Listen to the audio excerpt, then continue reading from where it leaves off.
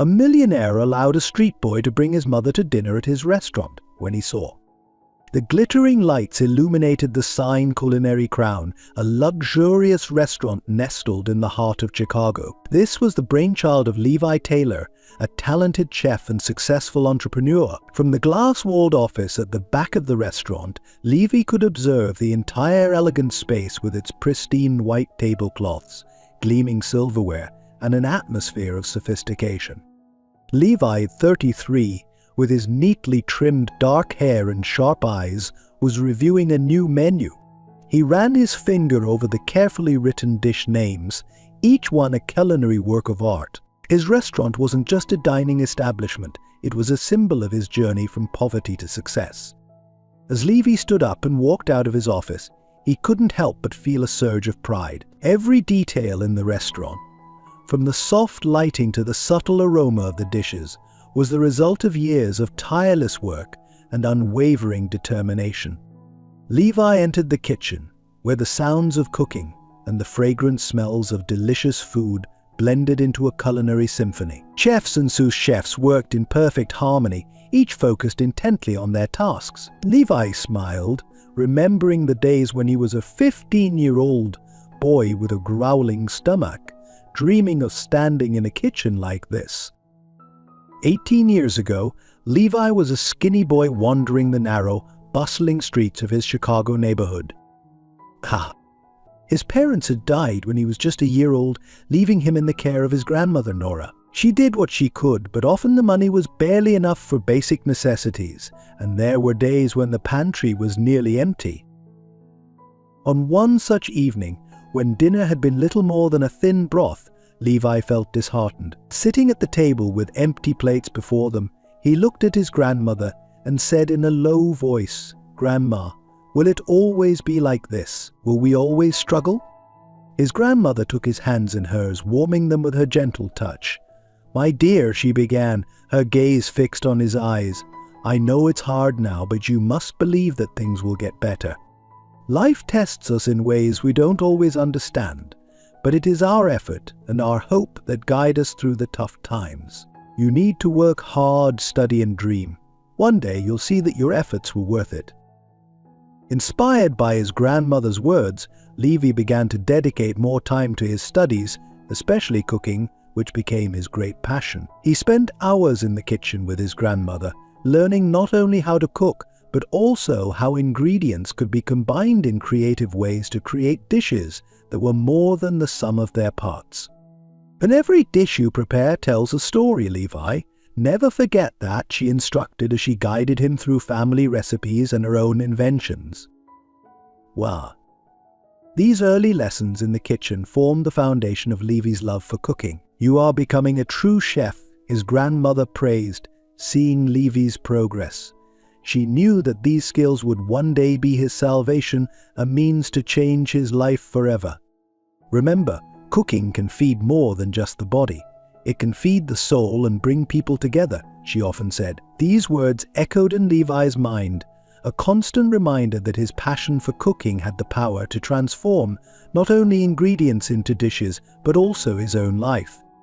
As Levi stood in his state-of-the-art kitchen, surrounded by the fruits of his labor, he silently thanked his grandmother for those early lessons and the wisdom she had imparted. Her belief in him had been the catalyst for his success, and he was determined to use that success to make a difference in the lives of others, just as she had done for him. Levi's early years were marked by hardship and struggle. The small apartment he shared with his grandmother Nora was located in one of Chicago's less affluent neighborhoods. The walls were thin, the pipes often rattled, and the winter drafts seemed to find every crack and crevice. But despite these material shortcomings, the tiny home was filled with love and the tantalizing aromas of Nora's cooking. Nora Taylor was a woman of remarkable strength and resilience.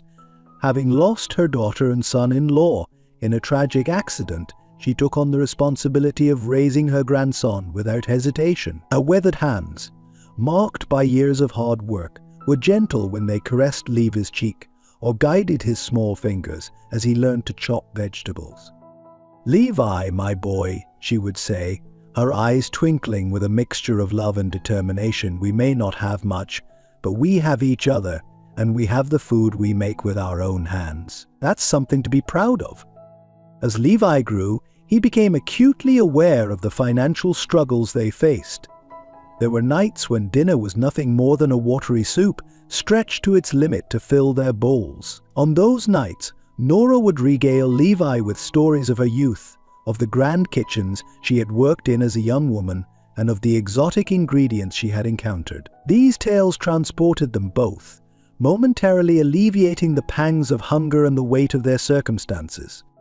School was another challenge for young Levi. His worn clothes and often empty lunchbox made him a target for bullies. But Nora had instilled in him a quiet dignity and a fierce determination. "Your worth isn't in your pockets, Levi," she would remind him.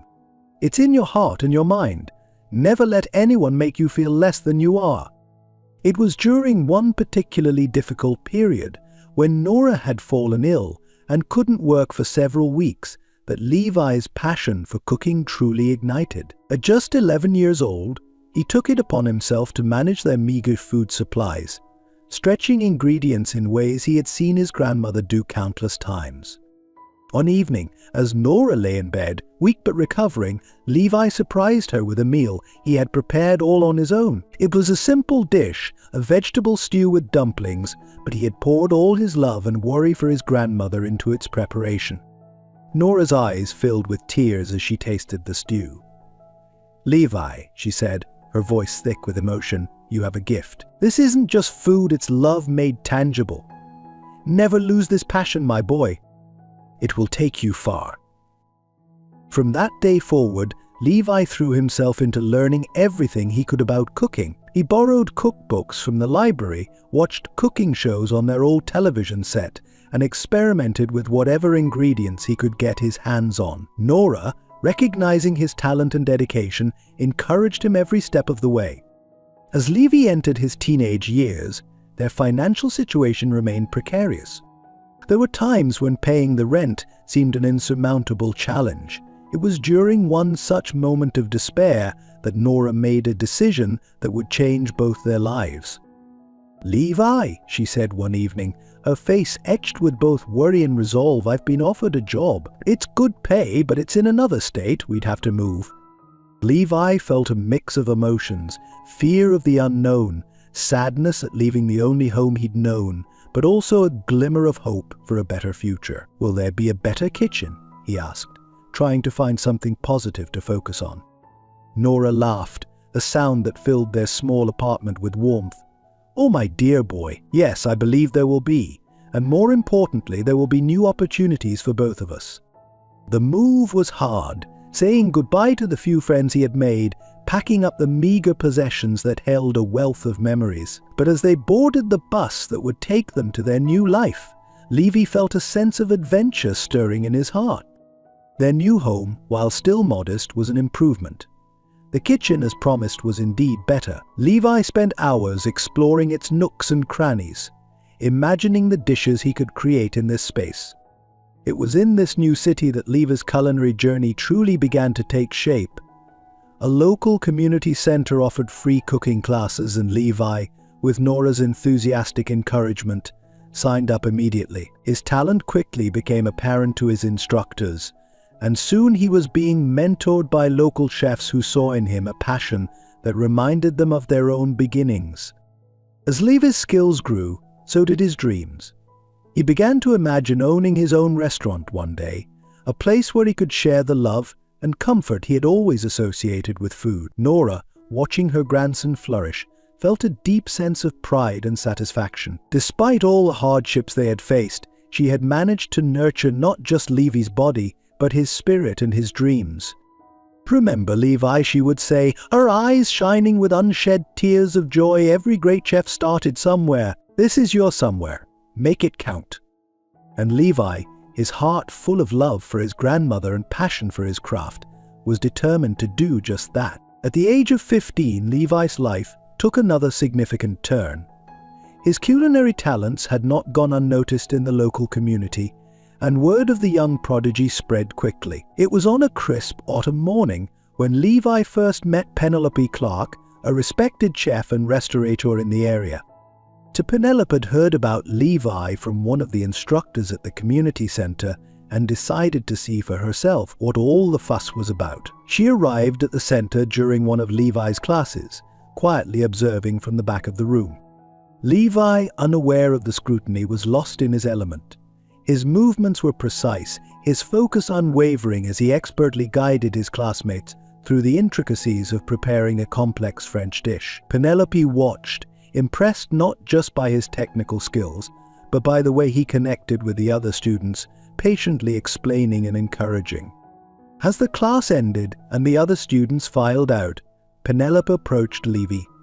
"That was quite impressive," she said, her voice carrying a hint of a smile. "I'm Penelope Clark. I own a restaurant downtown, and I think you and I should talk." Levi, recognizing her name from the culinary magazines he devoured in his spare time, felt a mix of excitement and nervousness. "Thank you, Ms. Clark. I'm Levi Taylor. It's an honor to meet you." Penelope's restaurant, the Copper Pot, was a well-respected establishment known for its innovative take on classic cuisine. Over a cup of hot chocolate, for Levi and coffee, for Penelope, they discussed Levi's background, his passion for cooking, and his dreams for the future.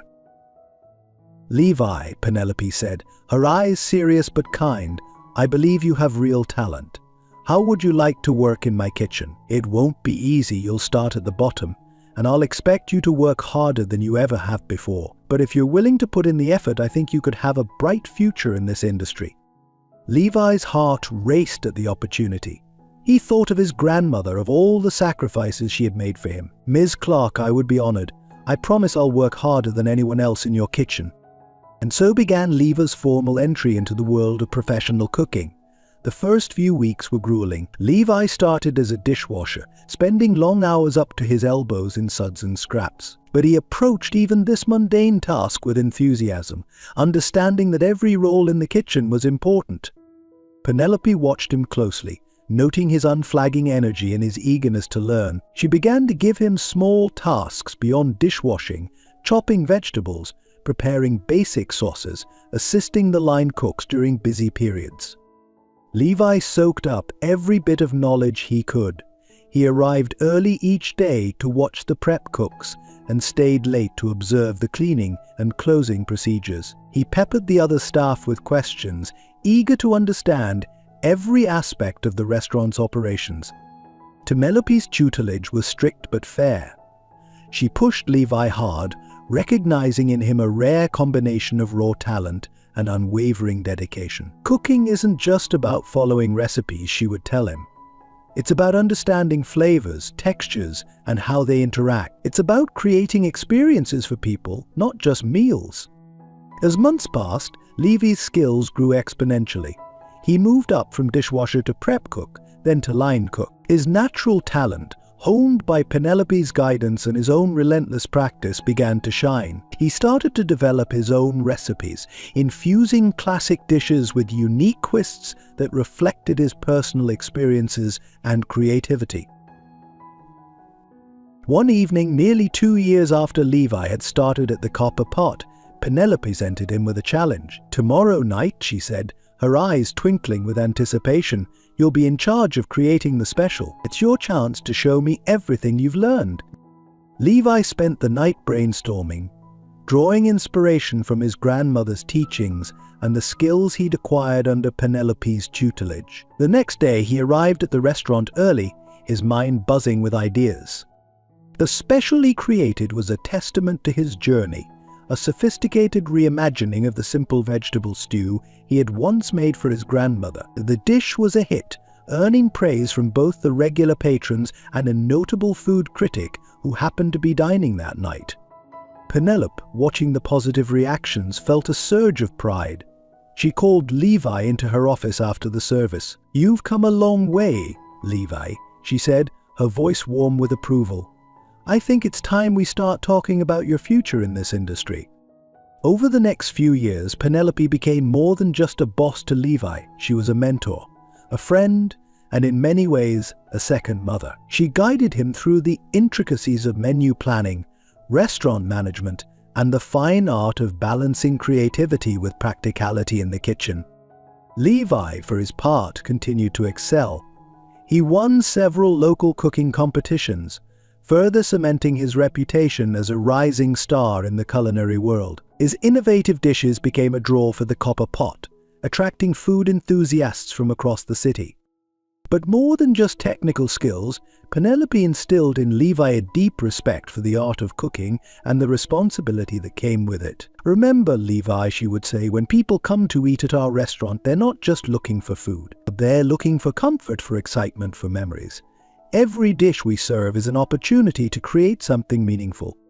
As Levi's 21st birthday approached, Penelope knew it was time for him to spread his wings.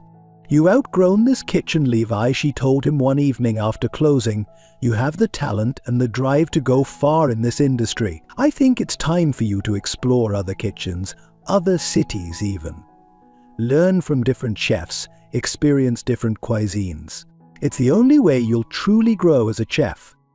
Levi felt a mix of excitement and sadness at the prospect of leaving the copper pot. "I don't know how to thank you for everything," Penelope said, his voice thick with emotion.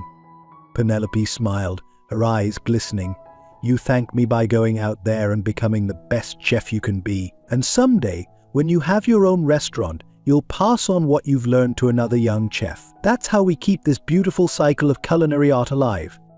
With Penelope's blessing and a heart full of gratitude, Levi prepared to embark on the next chapter of his culinary journey, carrying with him the invaluable lessons and memories from his time at the copper pot. With a mix of excitement and trepidation, Levi packed his bags and set out to explore the culinary world beyond Chicago. His first stop was New York City, the bustling epicenter of diverse cuisines and cutting-edge gastronomy. The city's energy was intoxicating, and Levi found himself working in a series of high-profile kitchens, each offering new challenges and opportunities for growth. In a trendy Manhattan restaurant, Levi honed his skills in molecular gastronomy, learning to manipulate textures and flavors in ways he had never imagined. The head chef, a stern perfectionist, pushed Levi to his limits, often keeping him in the kitchen long after the last customer had left, experimenting with new techniques and flavor combinations. From there, Levi moved to a farm-to-table establishment in Brooklyn, where he gained a deep appreciation for seasonal, locally sourced ingredients. The restaurant's philosophy of sustainability and respect for produce resonated with Levi, reminding him of the lessons his grandmother had taught him about making the most of every ingredient. As his reputation grew, Levi received an offer to work in Paris, the heart of classical cuisine. The opportunity to immerse himself in the birthplace of many culinary techniques he had studied was too good to pass up. In Paris, Levi worked under a Michelin-starred chef, mastering the intricacies of French cuisine while also learning the finer points of running a world-class restaurant. The years abroad were transformative for Levi. He not only expanded his culinary repertoire, but also developed a keen business acumen. He learned about restaurant management, menu development, and the importance of creating a unique dining experience. All the while, he kept in touch with Penelope and his grandmother, sharing his experiences and seeking their advice. After 4 years of globetrotting and culinary exploration, Levi felt the pull to return home. He had absorbed a wealth of knowledge and experience, and now he was ready to bring it all together in a vision of his own. With the savings he had accumulated and a solid business plan, Levi returned to Chicago with dreams of opening his own restaurant. The process of establishing Culinary Crown was not without its challenges. Finding the right location, securing investors, and navigating the complex world of permit and regulations tested Levi's resolve. There were moments of doubt, nights spent poring over budgets and meanness, wondering if he had taken on more than he could handle. But Levi persevered, driven by the memory of his grandmother's encouragement and Penelope's unwavering belief in his potential. He wanted to create more than just a restaurant. He envisioned a place that would honor his roots while showcasing the global influences he had absorbed. The day Culinary Crown opened its doors was a moment of triumph for Levi. The restaurant's decor seamlessly blended elements of his childhood with sophisticated modern design, The menu was a reflection of Levi's journey, innovative dishes that paid homage to classic techniques while incorporating flavors and ingredients from around the world. Critics and diners alike were impressed by the young chef's vision. Reviews praised the restaurant's unique atmosphere and the bold, yet harmonious flavors of Levi's creation. Within months, Culinary Crown had become one of the most sought-after reservations in Chicago. As the restaurant's success grew, Levi remained grounded, never forgetting the lessons of his humble beginnings. He implemented a program to provide culinary training to underprivileged youth, remembering how his own life had been changed by the opportunity Penelope had given him. Levi also made it a point to source ingredients from local farmers and producers, supporting the community that had supported him in his early years. He regularly invited his grandmother to the restaurant, proudly showing her how far he had come and acknowledging that it was her early teachings that had set him on this path. 5 years after opening, Culinary Crown had firmly established itself as a culinary destination. Levi had achieved the success he had dreamed of as a young boy in his grandmother's kitchen. Yet, as he stood in his gleaming restaurant, surveying the bustling dining room and the efficient kitchen, Levi felt that his journey was far from over. He had created something remarkable, but he knew there was still more to learn, more to create, and more ways to give back to the community that had nurtured his talent. Little did Levi know that his life was about to take another unexpected turn, one that would challenge him in ways he had never anticipated and bring him full circle in his culinary journey. On a chilly autumn morning, as the streets of Chicago bustled with the usual weekday rush, a small figure huddled in the shadow of a building across from Culinary Crown. This was Hudson, a 12-year-old boy with tousled brown hair and eyes that seemed too old for his young face. His clothes, though clean, were worn in a size too small, hinting at the struggles he faced daily. Hudson had been coming to this spot for the past week, selling homemade sweets from a small, battered box he carried. His eyes darted between passers-by and the gleaming windows of the restaurant, watching as well-dressed patrons entered and exited, their faces content after enjoying luxurious meals. The boy's story was one of sudden misfortune and resilience. Just a year ago, Hudson's life had been different. He lived with his parents in a modest but comfortable apartment, attended school regularly, and even took part in after-school activities. His father, James, had been a hard-working construction worker, while his mother, Penelope, worked part-time at a local diner.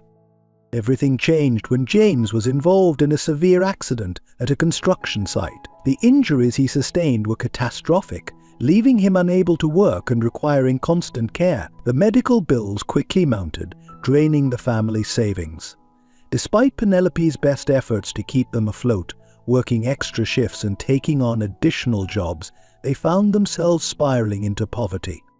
The strain took its toll on James, who, unable to cope with the pain and the drastic change in his circumstances, turned to prescription painkillers for relief. What started as a legitimate need for pain management soon spiraled into addiction. The once loving and attentive father became a shadow of his former self, his days consumed by the pursuit of his next dose. Penelope, watching her husband's descent and struggling to make ends meet, fell into a deep depression. The vibrant, hopeful woman who had once filled their home with laughter and the aroma of delicious meals became withdrawn and listless. The kitchen, once a domain of creativity and joy, stood silent and unused. It was in this atmosphere of despair that Hudson found himself thrust into a role far beyond his years. With his father lost in a haze of addiction and his mother barely able to function, Hudson took it upon himself to try and help. He started by selling small trinkets he made from discarded materials found in the neighborhood. When that proved insufficient, he turned to what he remembered best from happier times, his mother's baking. Using the few ingredients he could scrape together and following recipes he recalled watching his mother make countless times, Hudson began creating simple sweets to sell. And each morning he would rise before dawn, quietly preparing his wares in the kitchen that had once been filled with his mother's culinary magic. Today, as Hudson stood in his usual spot, his box of sweets was still nearly full. Sales had been slow. and he fought against the gnawing worry in his stomach. He knew that at home, the cupboards were nearly bare and the threat of eviction loomed ever closer. As he watched the door of Culinary Crown open once again, Hudson couldn't help but dream. He imagined a world where his family could enjoy a meal in such a place, where his father was healthy and working again, where his mother's eyes sparkled with joy as they once had. But reality quickly reasserted itself as a cold gust of wind reminded him of his current situation. Hudson pulled his thin jacket tighter around himself and picked up his box of sweets. With determination beyond his years, he approached another potential customer, his voice strong despite his circumstances. "Would you like to buy some homemade sweets? They're really good, I promise." Little did Hudson know that his persistence was about to catch the eye of someone who would change the course of his life, and in doing so, set in motion a series of events that would intertwine his fate with that of Levi Taylor in ways neither could have imagined. The crisp autumn air nipped at Levy's face as he approached Culinary Crown for another day of work. His mind was already racing with menu ideas and the day's tasks when a small figure caught his eye. A young boy, no more than 12 or 13, was attempting to sell something to passers-by, most of whom hurried past without a second glance. Levi slowed his pace, watching as the boy approached person after person, his shoulders slumping a little more with each rejection. There was something about the child's determination that struck a chord with Levi, reminding him of his own struggles as a youth. As Levi drew closer, he could hear the boy's pitch. "Would you like to buy some homemade sweets? They're really good, I promise." The words were delivered with a mix of hope and desperation that tugged at Levy's heart. Making a decision, Levi changed course and approached the young vendor. "Hello there," he said, crouching down slightly to meet the boy's eyes. "What kind of sweets do you have?" The boy's eyes widened in surprise, clearly not used to someone taking an interest. "I have chocolate chip cookies, sir," he replied, his voice gaining a bit of enthusiasm, "and some caramel squares. They're my mom's recipe." Levi nodded approvingly. "Those sound delicious. I'm Levi. What's your name?" "Hudson, sir," the boy replied, a small smile forming on his face. "Well, Hudson, I'd love to try your sweets. How much for one of each?" As Hudson fumbled with his box to retrieve the treats, Levy took a moment to really look at the boy. His clothes were clean but worn, and there was a weariness in his young eyes that spoke of hardships no child should have to face. Levi paid for the sweets, intentionally overpaying and waving away Hudson's attempt to give him change. As he bit into the cookie, Levi was surprised by its quality. It wasn't professional grade, but there was a homemade charm to it that brought back memories of his grandmother's kitchen. "These are quite good, Hudson," Levi said sincerely. "You made these yourself?" Hudson nodded, a hint of pride breaking through his tired demeanor. "Yes, sir, my mom taught me how," but he trailed off, a shadow crossing his face. Levi's instincts, honed by years in the kitchen and his own experiences, told him there was more to Hudson's story. He gestured towards Culinary Crown. "You know, I own that restaurant over there. How would you like to come inside for a bit? Maybe have something warm to drink. You look like you could use a break." Hudson hesitated, years of being told not to trust strangers warring with the genuine kindness he saw in Levy's eyes. I don't know. I should keep trying to sell these." Levi nodded understandingly. "I tell you what, why don't you come in for a little while, and then if you'd like, you can try selling to the people leaving the restaurant later. They might be more inclined to buy something sweet after a good meal." This logic seemed to convince Hudson, and he nodded slowly. "Okay, I guess that would be all right." As they entered Culinary Crown, Levi noticed Hudson's eyes widening at the elegant decor. He guided the boy to a quiet corner table, away from the curious glances of the staff and early diners.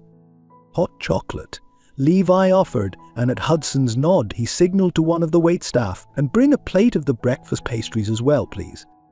As they waited for the order, Levi gently probed for more information. "So, Hudson, do you do this often? Selling sweets?" Hudson fidgeted with the edge of the tablecloth. "Most days, sir.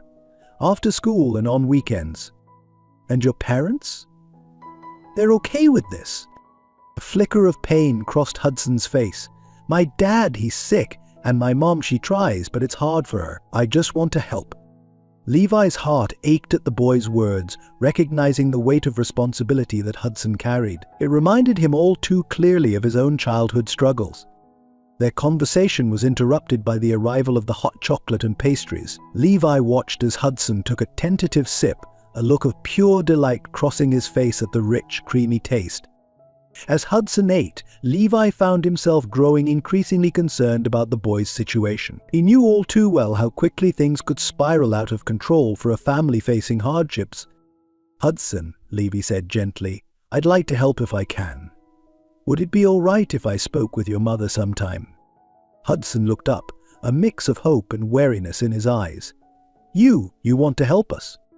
Levi nodded. "I do. You see, when I was about your age, I was in a tough situation too. Someone reached out and gave me a chance, and it changed my life. I'd like to do the same for you and your family, if you'll let me." Hudson was quiet for a moment, considering. Then, with a small nod, he said, "Okay, I think my mom would like that."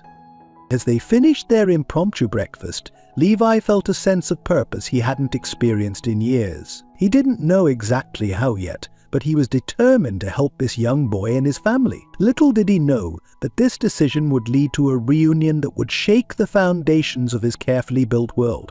As the sun began to set, casting a warm glow over Chicago's bustling streets, Levi found himself pacing nervously in his office at Culinary Crown. He had arranged for Hudson to bring his mother to the restaurant that evening, hoping to discuss how he could help their family. The anticipation of meeting Hudson's mother and potentially making a significant difference in their lives filled Levi with a mixture of excitement and anxiety. The restaurant was quieter than usual, as Levi had reserved a secluded corner for this important meeting. He had instructed his staff to provide the utmost care and discretion, wanting Hudson and his mother to feel comfortable and welcome.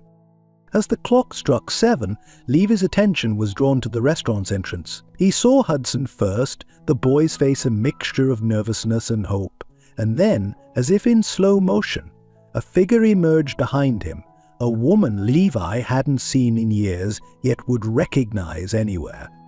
"Penelope," Levi whispered, his voice barely audible as shock coursed through his body.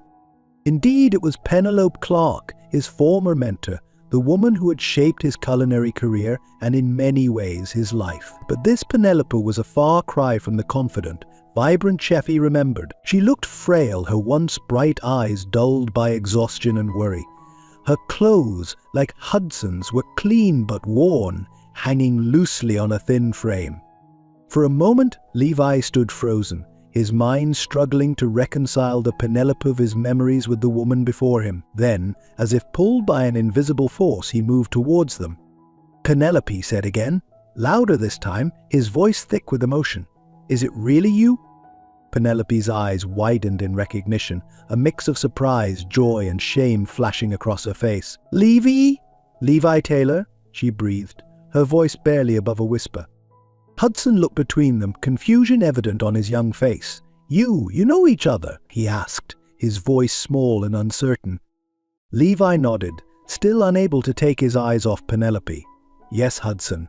Your mother, she taught me everything I know about cooking. She's the reason I'm standing here today, in my own restaurant." Penelope's eyes filled with tears as she took in the elegant surroundings of Culinary Crown. "Oh, Levi," she said, her voice cracking with emotion. "Look at what you've accomplished. I'm so proud of you."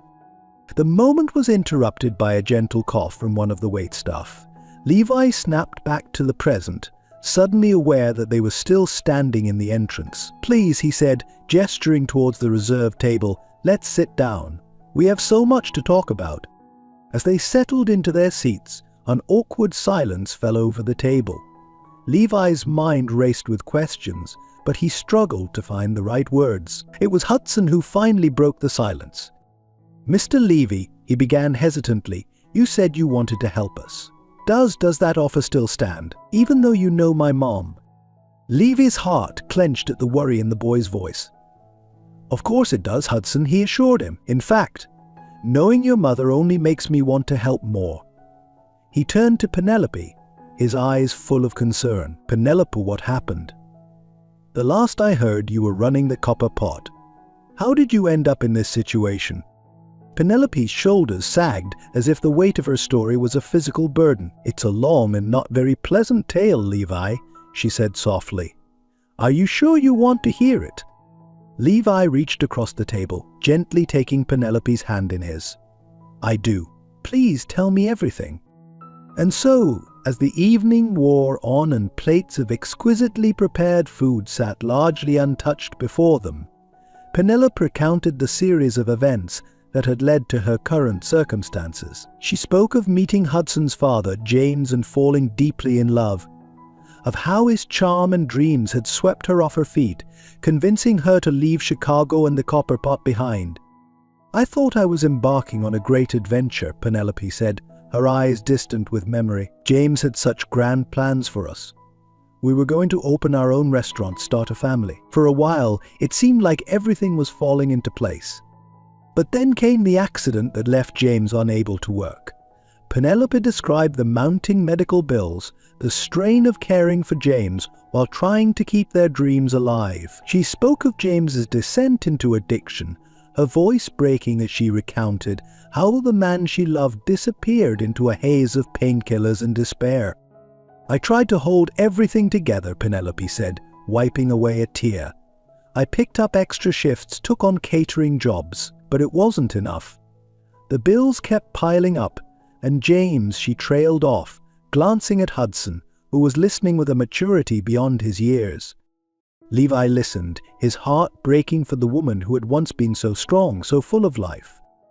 He couldn't help but think of how different things might have been if they had stayed in touch, if he had known what was happening. As Penelope's story came to a close, a heavy silence fell over the table. Levi's mind whirled with emotions, shock at Penelope's circumstances, anger at the unfairness of it all, and an overwhelming desire to help. "Penelope," Levi finally said, his voice filled with determination, "I want you to know that you're not alone anymore. Whatever you need, a job, a place to stay, help with Hudson's education, I'm here for you, both of you." To Penelope's eyes filled with fresh tears, but this time there was a glimmer of hope in them. "Levi, I don't know what to say. You don't owe me anything. What I did for you all those years ago, it was because I believed in you. And now it's my turn to believe in you," Levi replied firmly. "You gave me a chance when I was just a kid with nothing but dreams. Let me return the favor." "Son, the favor." Hudson, who had been quietly absorbing the conversation, suddenly spoke up. "Does this mean we don't have to worry about being evicted, and that I don't have to sell sweets on the street anymore?" Levi turned to the boy, his heart swelling with affection and admiration for this young soul who had borne so much responsibility. "That's exactly what it means, Hudson. From now on, things are going to get better, I promise." As the reality of Levi's offer sank in, Penelope let out a sob of relief, years of pent-up stress and worry finally finding release. Levi moved to her side, enveloping both Penelope and Hudson in a comforting embrace.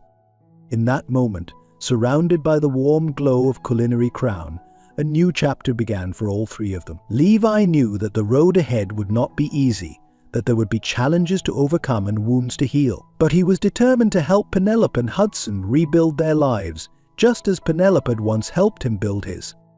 As they sat there, united by a shared past and the promise of a brighter future, Levi couldn't help but marvel at the twists of fate that had brought them to this point. He silently vowed to honor the second chance they had been given, to repay the kindness that had shaped his life by extending that same kindness to others.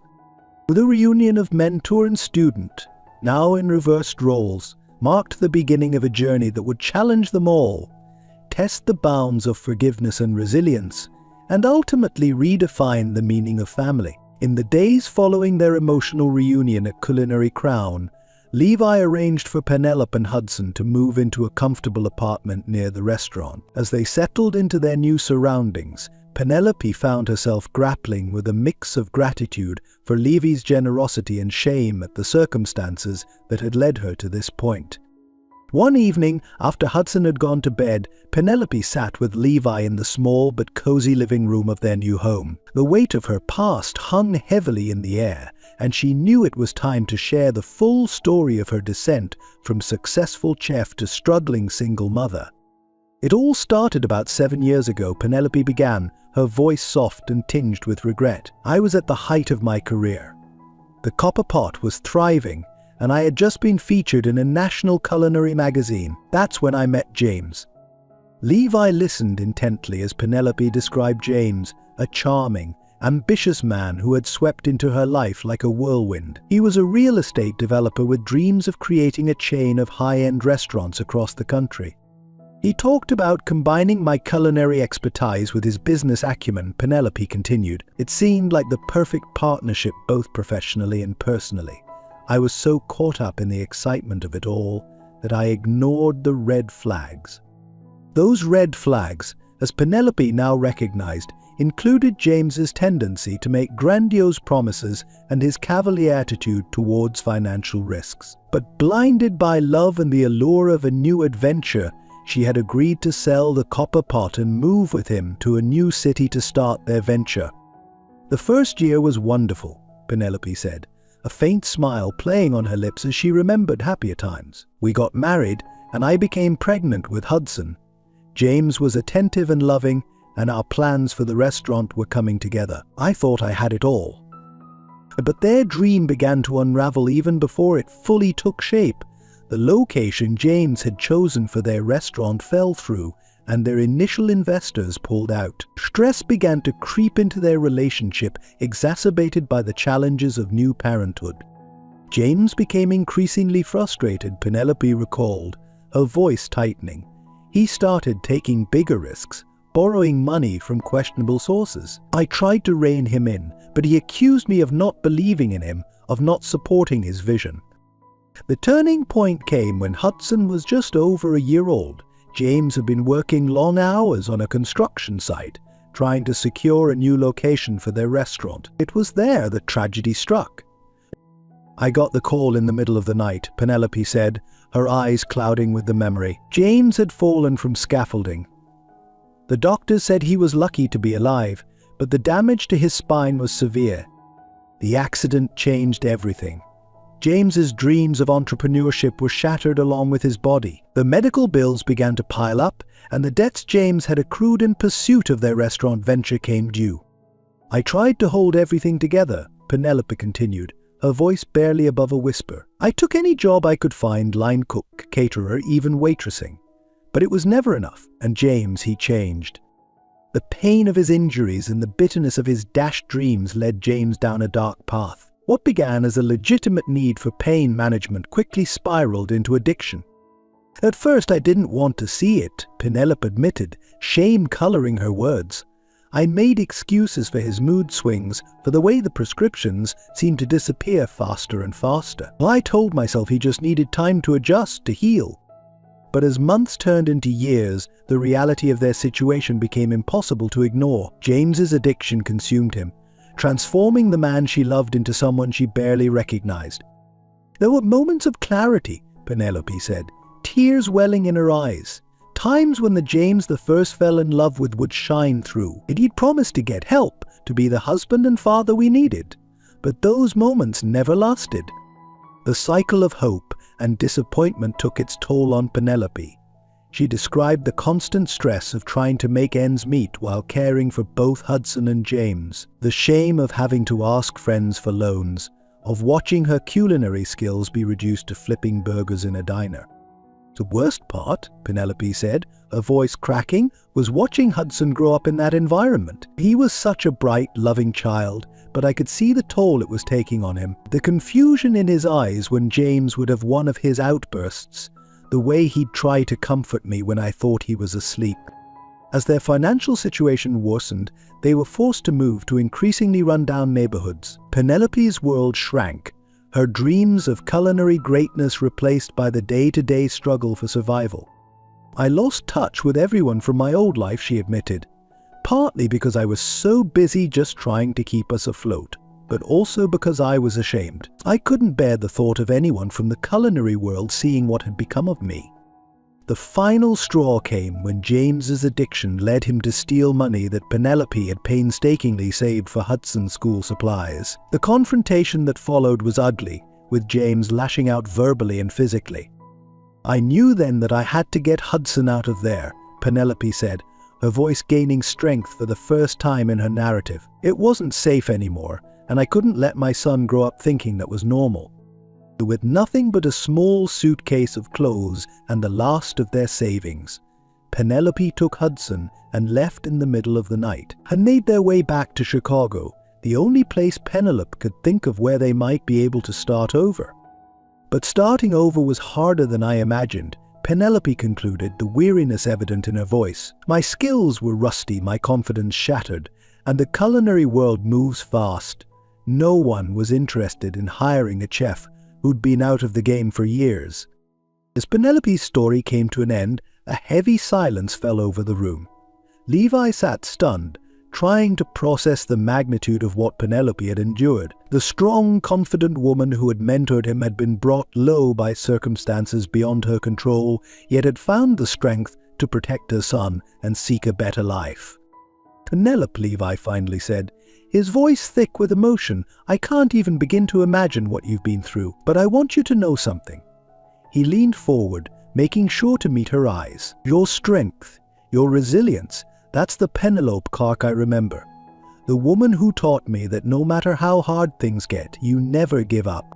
Penelope's eyes welled with fresh tears, but there was a glimmer of her old self in them, a spark of the determination that had once defined her. "Thank you, Levi," she said softly, "for listening, for not judging, and for giving us this chance. I promise you I'm going to make the most of it." As the night wore on, Levi and Penelope continued to talk, beginning the process of rebuilding their relationship on this new foundation of shared understanding. The road ahead would not be easy, but with the bonds of their past strengthened by the trials of the present, they were ready to face whatever challenges lay ahead. The following morning, Levi woke early, his mind still processing the weight of Penelope's story. As he prepared for the day ahead, he found himself filled with a mixture of emotions: compassion for what Penelope and Hudson had endured, anger at the circumstances that had brought them so low, and a fierce determination to make things right. Over a cup of strong coffee in his kitchen, Levi began to formulate a plan. He knew that simply providing Penelope and Hudson with a place to stay wasn't enough. They needed a way to rebuild their lives, to regain the stability and dignity they had lost. As he arrived at Culinary Crown, Levi called a meeting with his management team. "I need your help with something important," he began, his voice firm with resolve. He explained the situation, careful to maintain Penelope's privacy while conveying the urgency of their needs. "Penelope Clark was once one of the most respected chefs in Chicago," Levi told them. "She gave me my start in this industry, and now it's our turn to give back. I want to create a position for her here at Culinary Crown." His team listened attentively, some nodding in understanding, others looking skeptical. Levi anticipated their concerns and addressed them head-on. "I know what you're thinking," he said. "She's been out of the industry for years, but I assure you talent like hers doesn't just disappear. With some time and support, Penelope can be an invaluable asset to our team." After some discussion, it was agreed that they would create a role for Penelope as a culinary consultant. She would start by working on menu development and staff training, areas where her experience and creativity could shine without the immediate pressure of running a kitchen. With that settled, Levi turned his attention to Hudson. He reached out to contacts at some of Chicago's best schools, explaining the boy's situation and seeking advice on how to enroll him mid-year. It took some negotiation and a generous donation to the school's scholarship fund, but by the end of the day, Levi had secured a place for Hudson at a prestigious private school known for its supportive environment and excellent academic programs. That evening, Levi visited Penelope and Hudson in their new apartment. The sight of them still adjusting to their surroundings, Penelope looking lost and Hudson cautiously hopeful, strengthened Levi's resolve. "I have some news," Levi announced after they had settled in the living room. He turned to Penelope first. "I've created a position for you at Culinary Crown.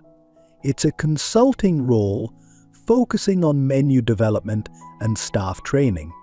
You can start whenever you feel ready." Penelope's eyes widened in surprise and then filled with tears. "Levi, I don't know what to say. Are you sure? It's been so long since I've worked in a professional kitchen." Levi reached out and took her hand, his grip firm and reassuring. "I'm absolutely sure. Your talent and knowledge are still there, Penelope. We'll take it slow, give you time to readjust. But I have no doubt that you'll be an incredible asset to the restaurant." He then turned to Hudson, who had been listening intently. "And for you, young man, I have some news too. You'll be starting at Lakeside Academy next week. It's one of the best schools in Chicago." Hudson's jaw dropped. "Really? But how? Don't those schools cost a lot of money?" Levi smiled warmly. "Don't worry about that. It's all taken care of. Your job is to focus on your studies and make the most of this opportunity. Can you do that?" Hudson nodded vigorously, a genuine smile breaking across his face for the first time since Levi had met him. Penelope, overwhelmed by Levi's generosity, began to sob quietly. "Levi, this is too much. We can't possibly accept all this." Levi's expression turned serious. "Penelope, listen to me. What you're going through now doesn't define you. It's a chapter in your story, but it's not the end. You gave me a chance when I was just a kid with nothing but dreams. Now it's my turn to do the same for you and Hudson." He leaned forward, his voice filled with conviction. "This isn't charity. It's an investment in two incredibly resilient people who deserve a fresh start. All I ask is that when you're back on your feet, you pay it forward. Help someone else who needs it, just like you once helped me." As the reality of Levi's words sank in, Penelope's sobs turned to laughter, a sound of relief, gratitude, and hope. Hudson, caught up in the emotion of the moment, threw his arms around both Levi and his mother. In that embrace, Levi felt the weight of responsibility, but also the warmth of connection. He knew the road ahead would not be easy. There would be challenges, setbacks, and moments of doubt, but he was committed to seeing this through, to helping Penelope and Hudson rebuild their lives.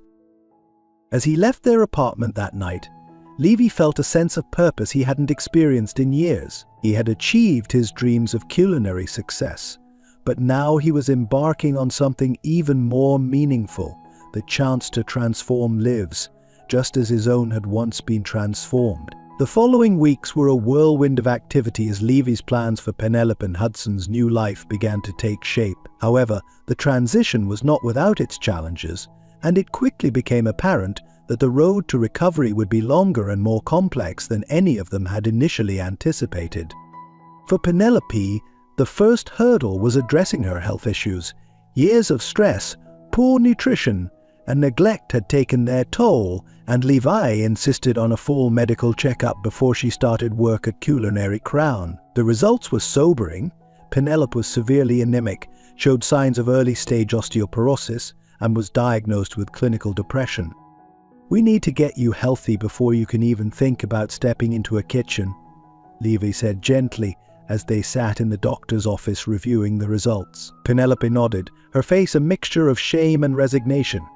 Levi arranged for Penelope to see a team of specialists, including a nutritionist, a physical therapist, and a psychologist. The treatment plan was intensive, requiring daily medications, therapy sessions, and a carefully monitored diet and exercise regimen.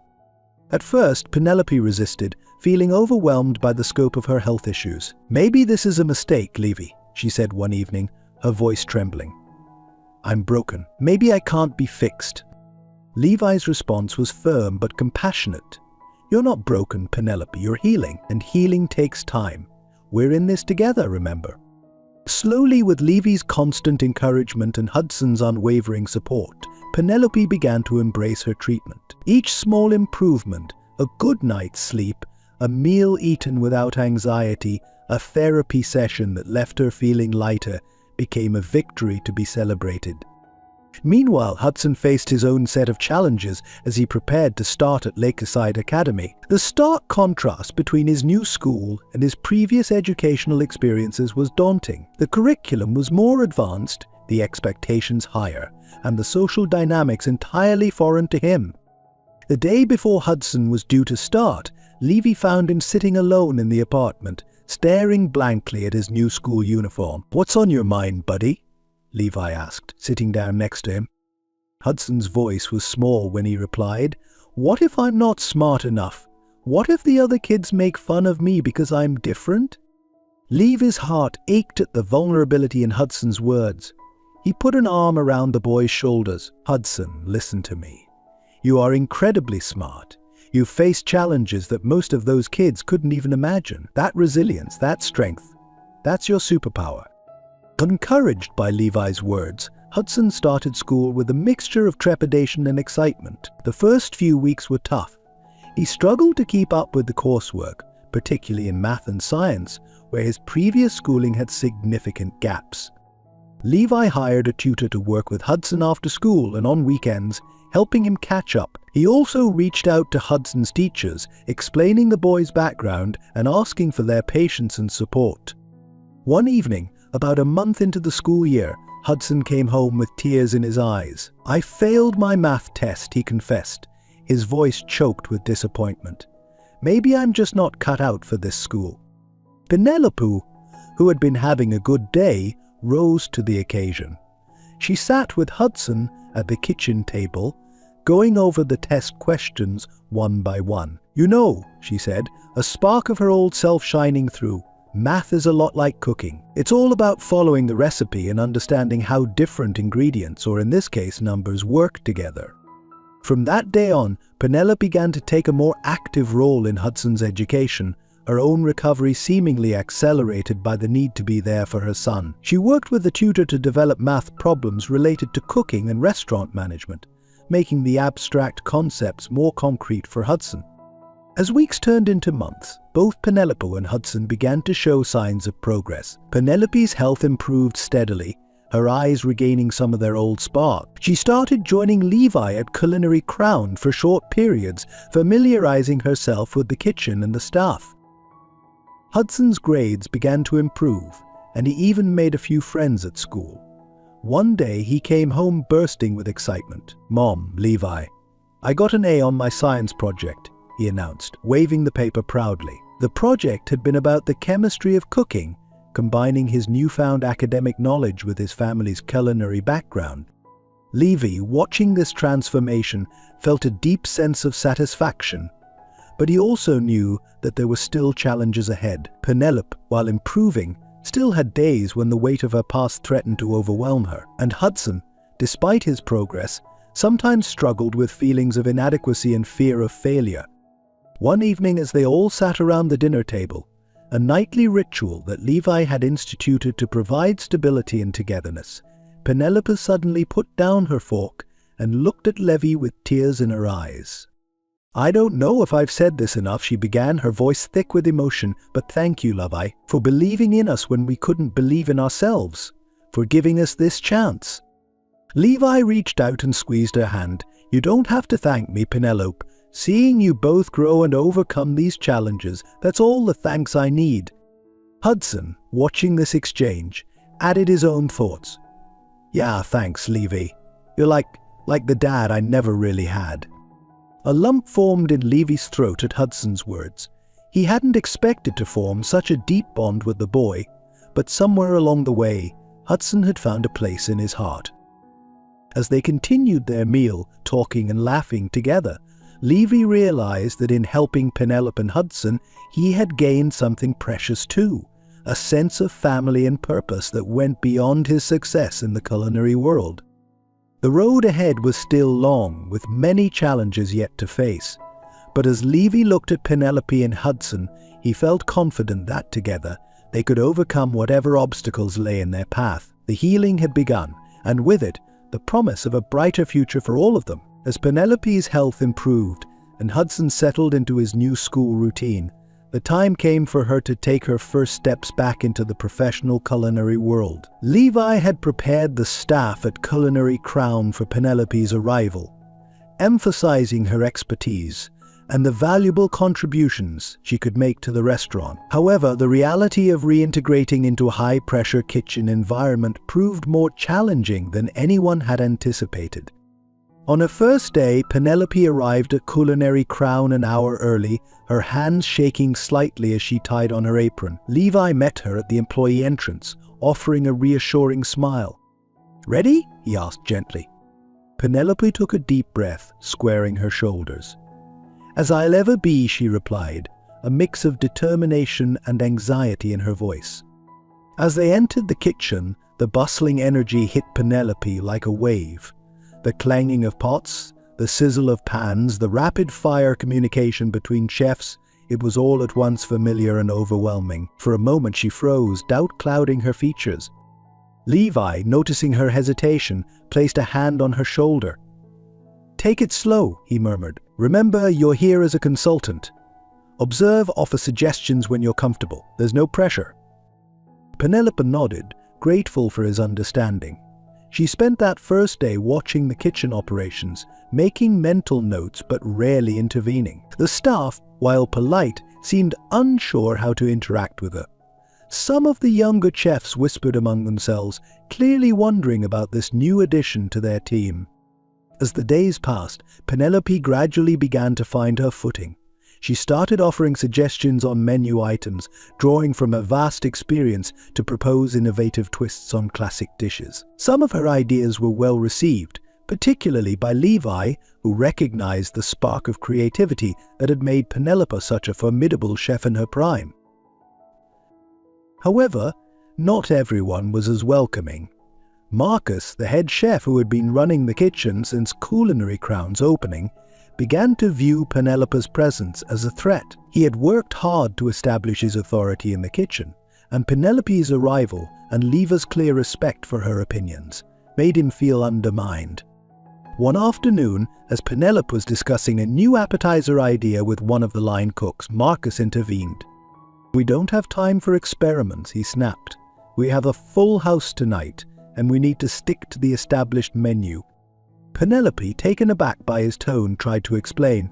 "I wasn't suggesting we change anything for tonight. I was just disrupting my kitchen," Marcus interrupted. "If you want to play around with recipes, do it on your own time." The exchange left Penelope shaken.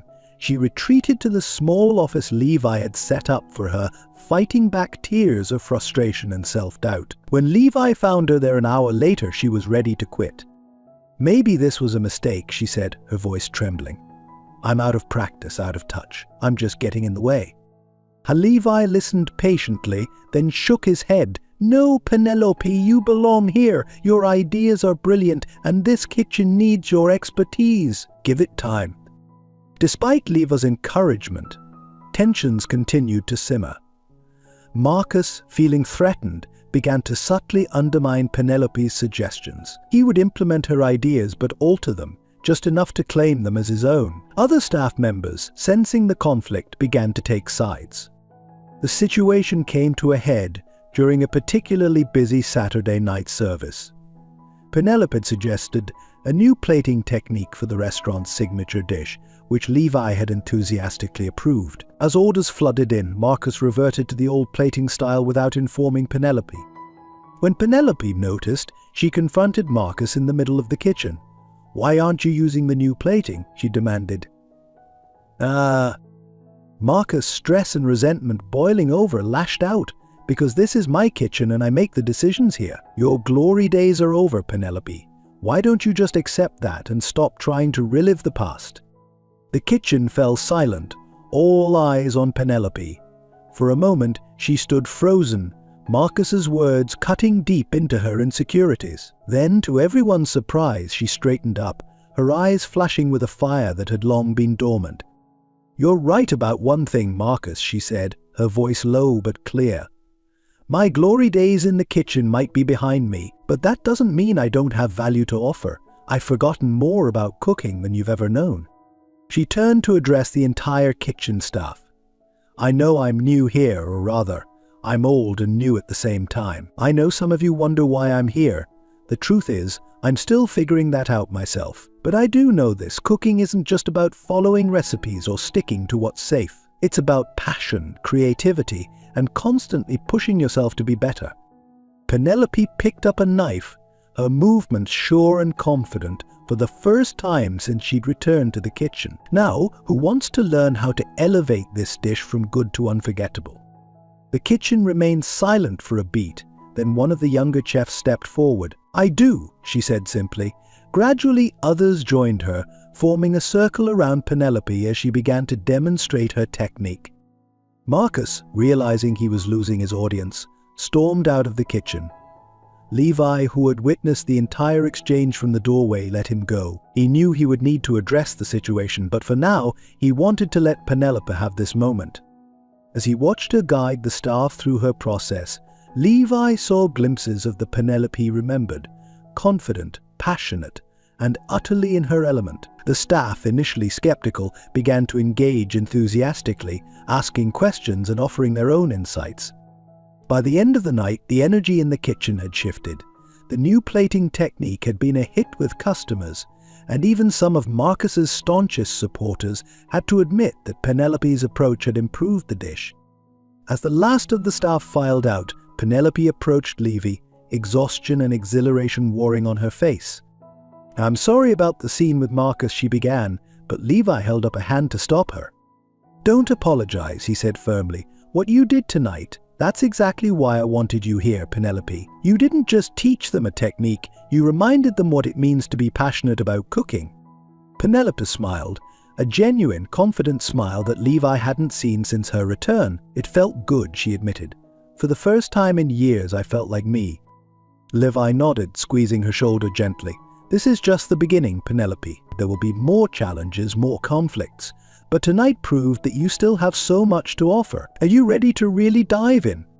Penelope took a deep breath, looking around the kitchen, her kitchen, in a way she hadn't allowed herself to feel before. "Yes," she said firmly, "I'm ready." As they left the restaurant that night, both Levi and Penelope knew that a corner had been turned. The road ahead would still have its bumps, but Penelope had rediscovered her voice, her passion, and in doing so, she had taken a crucial step, not just in her professional recovery, but in reclaiming her sense of self-worth. The true journey of rebuilding Culinary Crown's kitchen culture, and Penelope's place within it, was only just beginning. While Penelope was finding her footing in the culinary world once again, Hudson was facing his own set of challenges at Lakeside Academy. Despite his initial progress, and the few friends he had made, the stark difference in his background compared to his wealthy classmates became increasingly apparent, leading to a difficult situation. It started subtly at first, sideways glances, whispered comments, and exclusion from social gatherings. Hudson tried to brush it off, focusing instead on his studies and the friends who had accepted him. But as weeks passed, the situation escalated. One day, during lunch period, Hudson sat alone at his usual table, his homemade lunch spread out before him. A group of boys from his class approached, led by Tyler, the son of a prominent Chicago businessman. "Hey, charity case," Tyler called out, loud enough for nearby tables to hear. "Where'd you get those clothes? The dumpster behind Goodwill?" Hudson felt his face flush with embarrassment. His clothes, while clean and well-maintained, were clearly not the designer brands his classmates wore. He tried to ignore the comment, but Tyler wasn't finished. "You know, my dad says people like you shouldn't be allowed in schools like this. You're just lowering the standards for everyone else." The words stung, bringing tears to Hudson's eyes that he desperately tried to blink away. He thought about all the hard work he'd put in to catch up with his classmates, the long hours of tutoring, and the encouragement from his mom and Levi. But in that moment, all he felt was shame and a deep sense of not belonging. As Tyler and his friends laughed and walked away, Hudson lost his appetite. He packed up his untouched lunch and spent the rest of the break hiding in a bathroom stall, trying to compose himself before his next class. The bullying continued over the next few weeks, growing more frequent and cruel. Hudson's grades began to slip as he struggled to concentrate in class, constantly on edge and expecting the next taunt or prank. He became withdrawn at home, picking at his food and spending more time alone in his room. Penelope and Levi noticed the change in Hudson's behavior, but initially attributed it to the stress of adjusting to a new, more challenging academic environment. It wasn't until Hudson's teacher called Penelope to express concern about his falling grades and increasing absenteeism that they realized something more serious was going on. That evening, Levi joined Penelope and Hudson for dinner, determined to get to the bottom of the issue. As they sat around the table, the tension was palpable. "Hudson," Penelope began gently, "your teacher called today. She's worried about you, and frankly, so are we. What's going on, sweetie?" Hudson stared at his plate, pushing his food around with his fork. "It's nothing," he mumbled. "School's just harder than I thought." Levi leaned forward, his voice soft but firm. "Hudson, we know you're smart and hardworking. This isn't just about the schoolwork, is it? Are you having problems with the other kids?" At Levi's words, Hudson's composure cracked. Tears welled up in his eyes as the story came pouring out, the taunts, the exclusion, the constant feeling of being an outsider.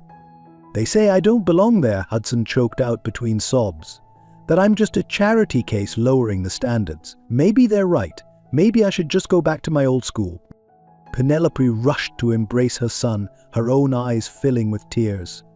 "Oh, Hudson," she murmured, stroking his hair. "I'm so sorry you've been going through this alone. But listen to me, those kids are wrong. You belong at that school just as much as anyone else."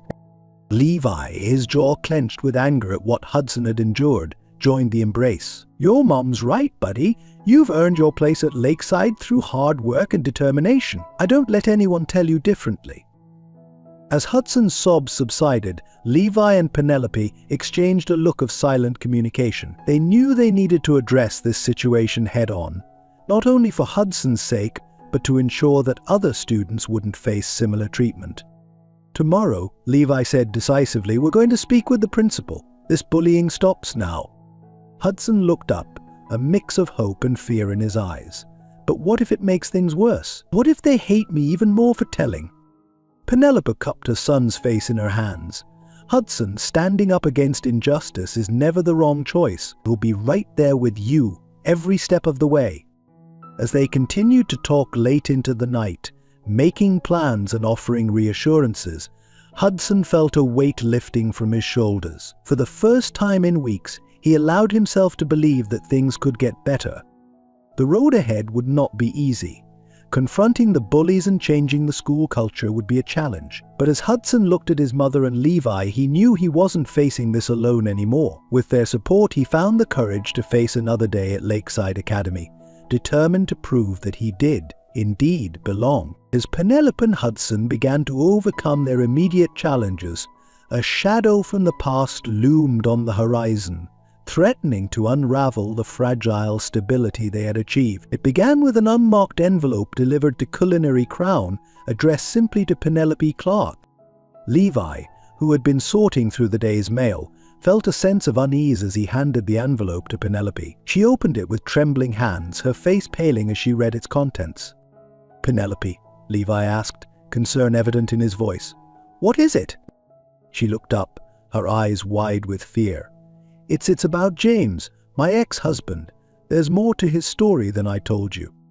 Over the next hour, in the privacy of Levy's office, Penelope revealed a part of her past she had kept hidden out of shame and fear. James, it turned out, hadn't just been a failed entrepreneur and addict. In his desperation to fund their restaurant dreams and later his addiction, he had become involved with a criminal organization known as the Syndicate. He started small, Penelope explained, her voice barely above a whisper. Just moving money at first. But as his debts grew, so did his involvement. By the end, he was deeply entangled in their operations. The letter, sent by an anonymous source, warned that the syndicate hadn't forgotten about just Ms. debts they now expected Penelope to pay. They threatened to come after her and Hudson if she didn't comply. Levi listened, his mind racing. "Why now?" he asked. "Why are they coming after you after all this time?" So Penelope shook her head, tears forming in her eyes. "I don't know. Maybe they've just now tracked us down. Or maybe," she paused, a look of realization crossing her face. "Maybe it's because of you, Levi. Because I'm associated with a successful restaurant again." The implications of her words hung heavy in the air. Levi's success, his attempts to help Penelope and Hudson, had inadvertently put them in danger. "We need to go to the police," Levi said firmly. But Penelope shook her head vigorously. "No, we can't. The syndicate has connections everywhere. If they find out we've talked to the authorities, they might—" She couldn't finish the sentence, the fear for her son evident in her eyes. As they debated their next move, neither of them noticed the figure lurking in the shadows outside Levi's office, Marcus, the head chef, who had overheard every word of their conversation. Over the next few weeks, a tense atmosphere settled over Culinary Crown. Levi hired discreet private security to keep an eye on Penelope and Hudson, while also quietly reaching out to contacts in the restaurant industry for any information on the syndicate. Penelope, racked with guilt and fear, threw herself into her work, as if trying to prove her worth not just to the restaurant but to herself. Her innovative dishes and mentorship of the younger chefs earned her growing respect in the kitchen, but the constant fear of the syndicate's threats cast a shadow over her achievements. Hudson, unaware of the danger, continued to face his own challenges at school. Levi and Penelope did their best to shield him from their worries, but the boy was perceptive enough to sense that something was amiss. The situation came to a head one evening when Levi was working late at the restaurant. As he prepared to leave, he found Marcus waiting for him in the parking lot. "We need to talk," Marcus said, his voice low and urgent.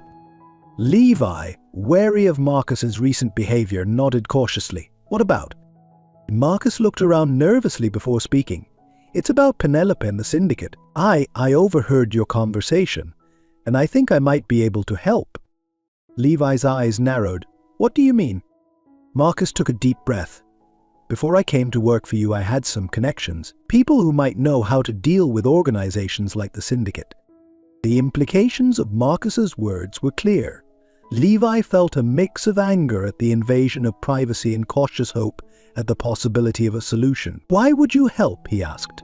"You've made it clear you don't want Penelope here." Marcus had the grace to look ashamed. "I was wrong about her," he admitted. "Seeing her work these past weeks, how she's inspired the team, I realized I let my ego get in the way of recognizing true talent. And besides," he added, his voice hardening, "nobody deserves to live under that kind of threat, especially not a kid like Hudson." Levi studied Marcus for a long moment, weighing his options. Finally, he nodded. "All right, tell me what you know." As they talked, a plan began to form. It was risky, involving a complex sting operation to expose the syndicate's operations to law enforcement without directly implicating Penelope or Hudson. It would require careful coordination, absolute secrecy, and a great deal of trust, something Levi wasn't sure he could fully extend to Marcus. But as the nights wore on and the plan took shape, Levi began to see a different side of his head chef. Marcus's street smarts, combined with his newfound respect for Penelope, proved invaluable in navigating the treacherous waters they found themselves in. Penelope, when finally told of the plan, was initially resistant. "It's too dangerous," she argued. "What if something goes wrong? What about Hudson?" Levi took her hands in his gaze steady and reassuring. "Penelope, we can't live like this forever. Hudson deserves a life free from fear, and so do you. We have a chance to end this once and for all." After much deliberation, Penelope agreed to the plan. As they made their final preparations, the stakes couldn't have been higher. Not only were their lives and the future of Culinary Crown on the line, but also the chance for Penelope and Hudson to finally break free from the shadows of their past. The stage was set for a confrontation that would test their resolve, their loyalty, and the bonds they had forged in the face of adversity. As they moved forward, each step fraught with danger and uncertainty, they clung to the hope that on the other side of this ordeal, a brighter future awaited. As the plan to deal with the syndicate threat was being meticulously crafted behind the scenes, Culinary Crown faced an unexpected crisis that thrust Levi into a complex ethical dilemma, testing his principles and leadership. It began on a busy Friday evening when a food critic from a prominent national magazine was dining incognito at the restaurant. Levi, aware of the critic's presence but keeping it under wraps to ensure authentic service, was overseeing the kitchen with his usual attention to detail. Midway through the evening, A young line cook named Elena approached Levi, her face pale with worry. "Chef," she whispered, "I think we have a problem with the halibut." Levi's brow furrowed as he followed Elena to the walk-in refrigerator. Inside, they discovered that a significant portion of the day's fish delivery had begun to spoil, emitting a faint but unmistakable odor. "How did this happen?" Levi demanded, his mind racing through the implications. The halibut was a key component of their signature dish, the very one the food critic had ordered. Elena shook her head, clearly distressed. "I'm not sure, Chef. The temperature log shows everything was fine this morning." Levi quickly assembled his senior staff, including Penelope and Marcus, to address the crisis. "We need to make a decision. Fast," he said, the pressure evident in his voice. "We have a full house, including a top critic, and our main dish is compromised." Marcus, ever the pragmatist, suggested a controversial solution. "We still have some halibut that looks and smells fine. If we use it sparingly and mask it with strong seasonings, we might be able to get through the night without anyone noticing." Levi felt a knot form in his stomach at the suggestion. It wasn't just unethical, it was potentially dangerous. But as he looked around at his staff, saw the fear of failure in their eyes, he felt the weight of their expectations bearing down on him. Penelope, who had been quietly observing, finally spoke up. "Levi, you can't seriously be considering this. It goes against everything you stand for, everything this restaurant represents." Her words cut through the tension, reminding Levi of the principles that had guided him throughout his career. He took a deep breath, steeling himself for the difficult decision ahead. "No," he said firmly, meeting each of their gazes. "We're not serving any of the halibut. It's too risky, and more importantly, it's wrong. We'll have to improvise." The next hour was a whirlwind of activity as the kitchen staff scrambled to create an alternative dish. Levi worked alongside his team, drawing on all his culinary creativity to craft a new recipe using the ingredients they had on hand. As the newly created dish, a pan-seared sea base with a complex herb crust and vegetable medley, was sent out to the dining room, Levi felt a mix of pride in his team's ability to adapt and anxiety about the potential consequences. The food critic, unaware of the behind-the-scenes drama, seemed to enjoy the meal, even commenting to the server on the innovative flavor combinations. However, as the evening wore on, whispers began to circulate among the diners about the change in menu. By the end of the night, exhaustion mingled with relief in the kitchen. They had managed to serve every customer without compromising on quality or safety, but Levi knew the crisis was far from over. The next morning, Levi called an all-staff meeting. With a heavy heart, he explained the situation to the entire restaurant team, from the sous chefs to the dishwashers. "Last night, we faced a serious challenge," he began. "We discovered an issue with our primary ingredient and had to make a difficult decision. I want you all to know that we chose to prioritize your safety and the integrity of our restaurant over potential profit or prestige." He paused, letting his words sink in. "However, this incident has brought to light some serious issues in our operations. We need to review and improve our quality control processes to ensure this never happens again." As Levi outlined the changes they would implement, stricter temperature checks, more frequent inventory rotations, and additional staff training, he could see emotions of his employees' faces. Some looked relieved at the transparency, others worried about potential repercussions. Penelope, standing at the back of the room, gave Levi an approving nod. Her support strengthened his resolve as he continued. "I understand that last night's events may have shaken your confidence. I want you to know that I take full responsibility for what happened. If there are any consequences from this incident, I will bear them." As the meeting concluded and the staff dispersed to begin their day's work, Levi retreated to his office. The weight of his decision pressed heavily upon him. He knew he had done the right thing ethically, but the potential impact on the restaurant's reputation, and by extension on the livelihoods of his staff, was a burden he felt acutely. A soft knock on the door interrupted his thoughts. It was Marcus, looking uncharacteristically hesitant. "Chef, I wanted to apologize," Marcus began. "Last night, When I suggested using the questionable halibut, I was thinking only of saving face. You showed real leadership by making the tough call." Levi nodded, appreciating the honesty. "Thank you, Marcus. It wasn't an easy decision, but it was the only one I could live with." As Marcus left, Penelope entered, closing the door behind her. She sat across from Levi, her expression a mix of pride and concern. "You did the right thing, Levi," she said softly, "but I can see how much it's weighing on you." Levi sighed, running a hand through his hair. "I keep thinking about the potential fallout. If word gets out about the incident, if that critic decides to write about the menu change, it could seriously damage our reputation. People could lose their jobs, Penelope. People who depend on me." Penelope reached across the desk, placing her hand over Levi's. "Listen to me. What you did last night, the decision you made, that's why these people depend on you. You showed integrity under pressure. That's worth more than any review or rating." Her words provided some comfort, but Levi knew the coming days would be crucial. He would need to be proactive in addressing the incident, both internally and potentially with the public.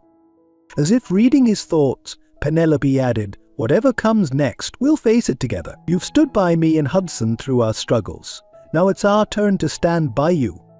Levi felt a surge of gratitude for Penelope's support. Despite the uncertainty ahead, he knew he had made the right choice. He had protected his customers, upheld his principles, and in doing so set an example for his entire team.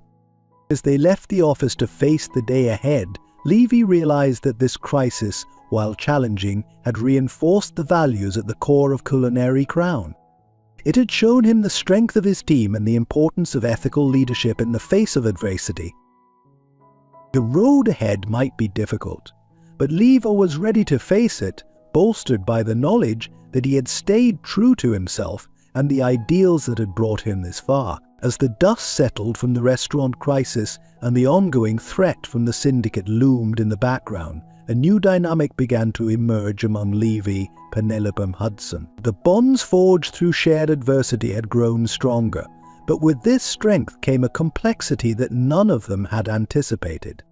One lazy Sunday afternoon, the three of them were enjoying a rare moment of peace in Levi's apartment. Hudson was sprawled on the living room floor, engrossed in a school project, while Levi and Penelope sat at the kitchen island, sipping coffee and discussing menu ideas for the restaurant.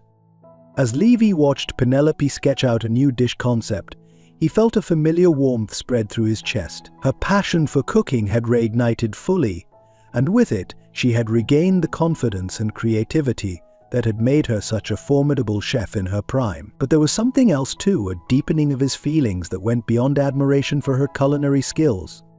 Penelope, feeling Levi's gaze on her, looked up and smiled.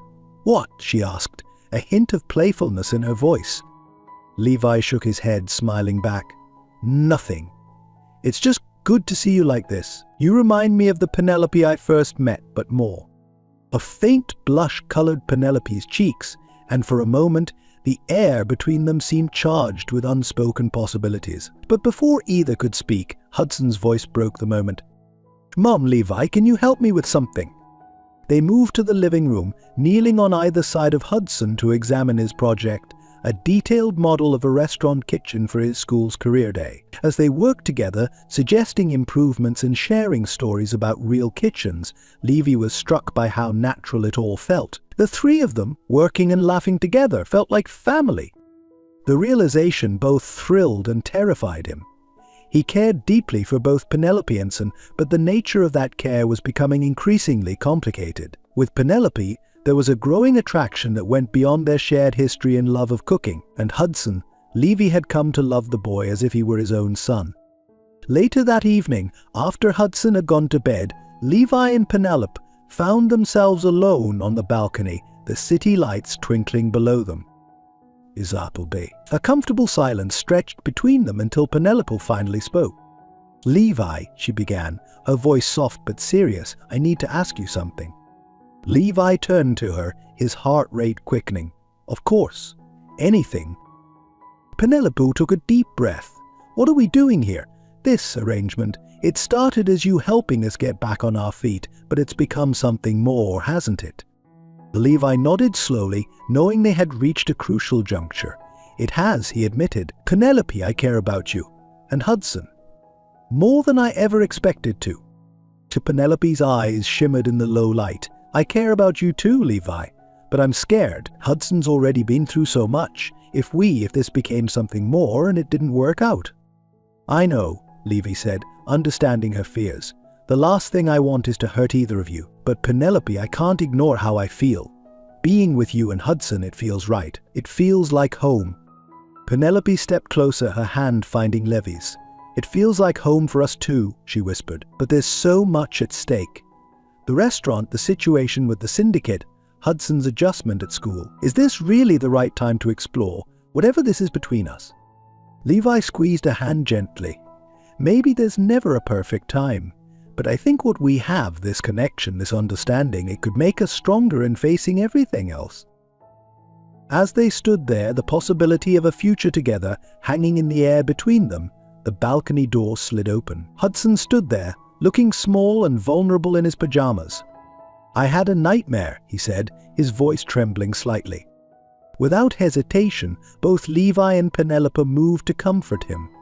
As they led Hudson back to bed, taking turns to soothe his fears and tell him stories until he drifted off to sleep, the complex nature of their relationship crystallized. They were no longer just a chef and his former mentor, or a benefactor in the family he was helping. They had become something more, a unit bound together by shared experiences, mutual care, and a love that defied simple categorization. As they quietly left Hudson's room, Levi and Penelope exchanged a look of understanding. The conversation they had started on the balcony was far from over, but it had evolved. Whatever they decided about their personal relationship, they both knew that Hudson's well-being had to be at the forefront of their considerations. We'll figure this out, Levi said softly, his hand finding the small of Penelope's back in a gesture of support. Penelope nodded, leaning into him slightly. Together, she added, the word carrying the weight of a promise. As they returned to the living room, the challenges they faced, both personal and external, loomed large. But there was also a sense of hope, a feeling that whatever came their way, they would face it as a unit. The journey ahead was uncertain, filled with potential pitfalls and difficult decisions. But as Levi looked at Penelope, saw the mix of vulnerability and strength in her eyes, he knew that exploring this new dimension of their relationship was a risk worth taking. Together, they had already overcome so much.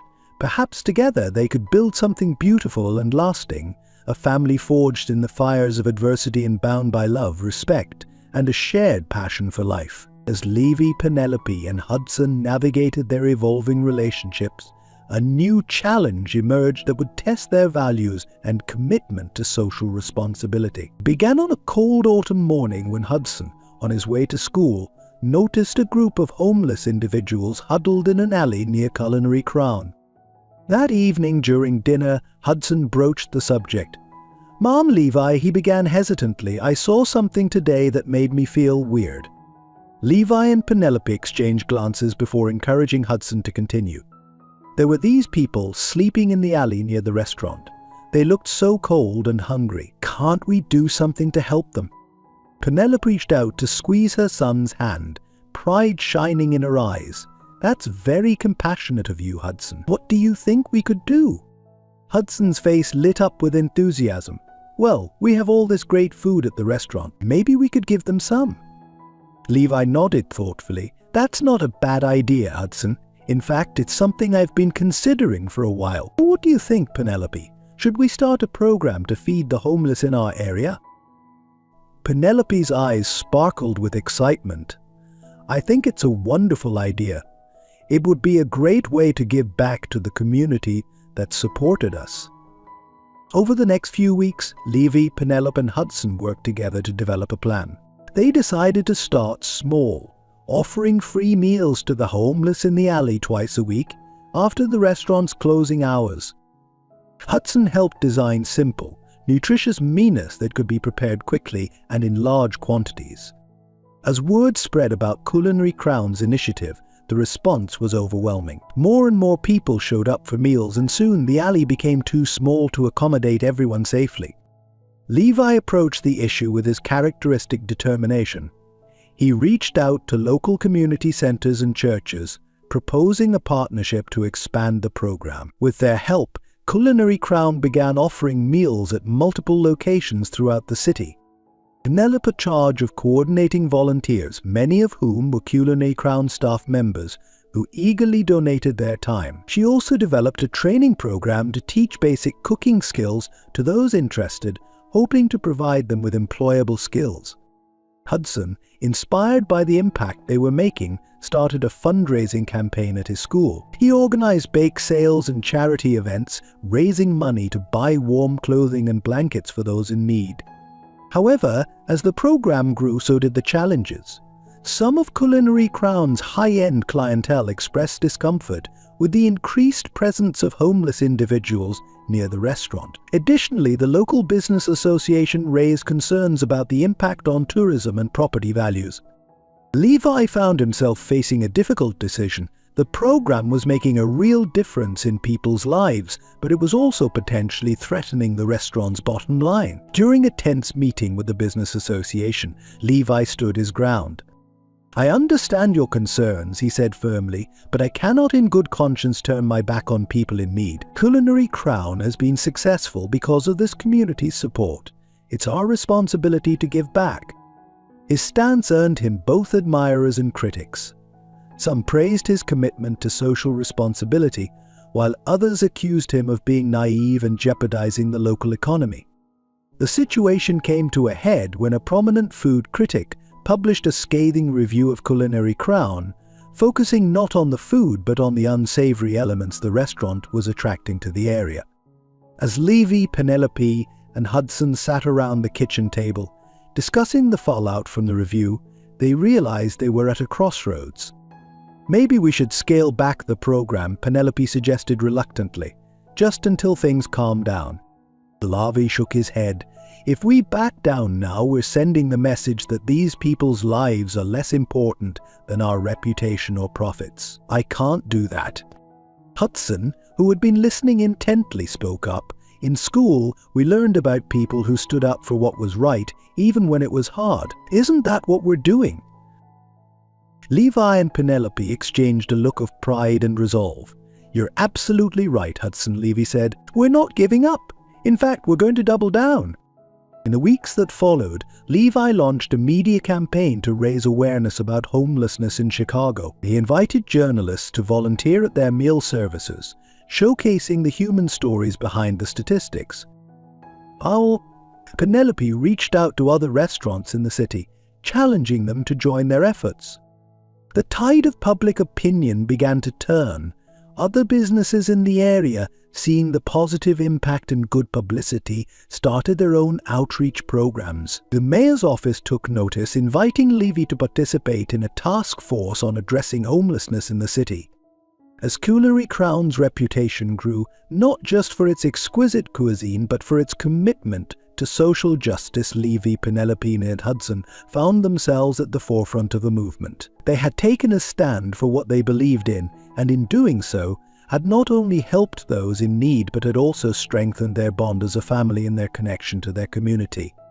The challenges were far from over, but together they were making a real difference, one meal at a time.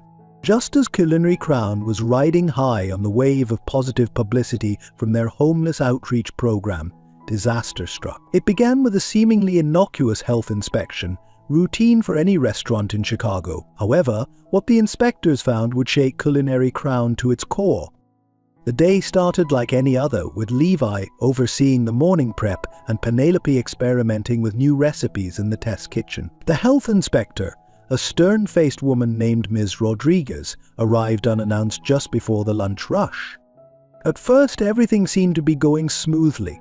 Ms. Rodriguez methodically worked her way through the kitchen, nodding approvingly at the cleanliness of the work surface and the proper storage of ingredients. But as she reached the walk-in refrigerator, her expression changed. "Mr. Taylor," she called, her voice sharp with concern.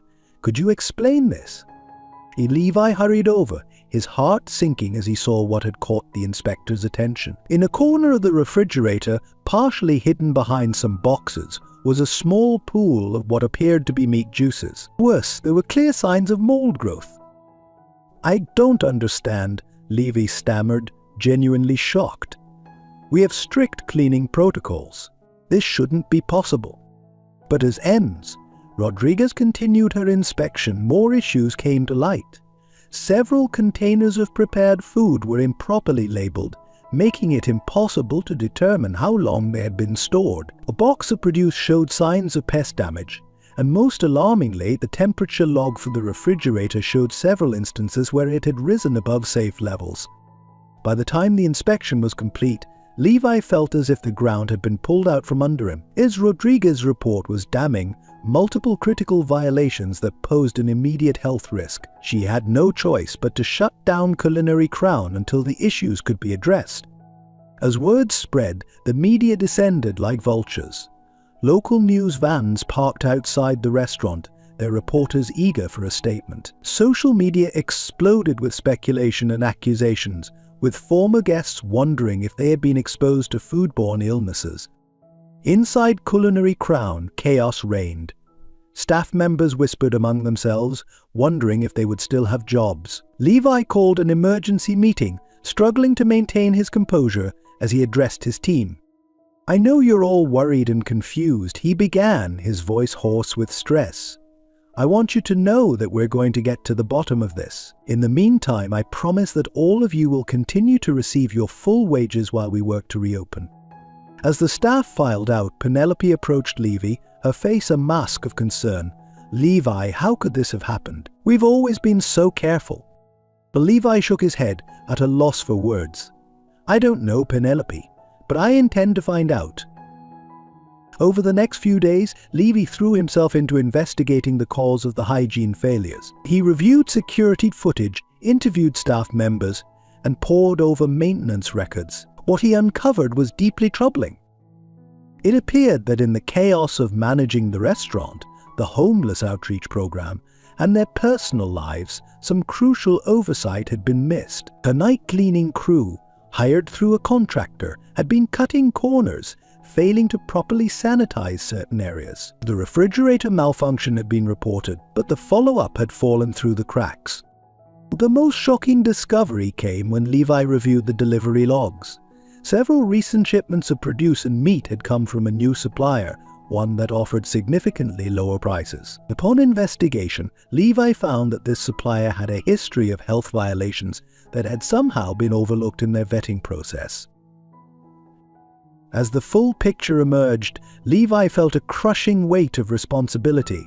In their eagerness to cut costs and redirect funds to their outreach programs, they had compromised on quality control. The very success of their charitable efforts had, ironically, contributed to this crisis. With a heavy heart, Levi called a press conference to address the situation. Standing before a sea of cameras and microphones, he took a deep breath and began. "Good afternoon.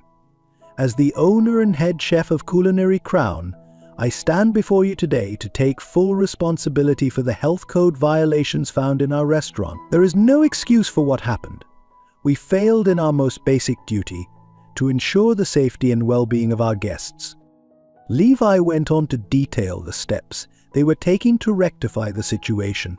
A complete overhaul of their sanitation procedures, terming in their country of the Negligent Cleaning Company, a new, rigorous vetting process for all suppliers. He also announced that Culinary Crown would be hiring an independent food safety consultant to conduct regular audits once they reopened.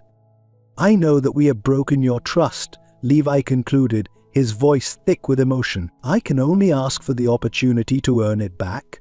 Culinary Crown will reopen only when we can guarantee the highest standards of food safety and hygiene. And when we do, I invite all of you to come and see for yourselves the changes we've made."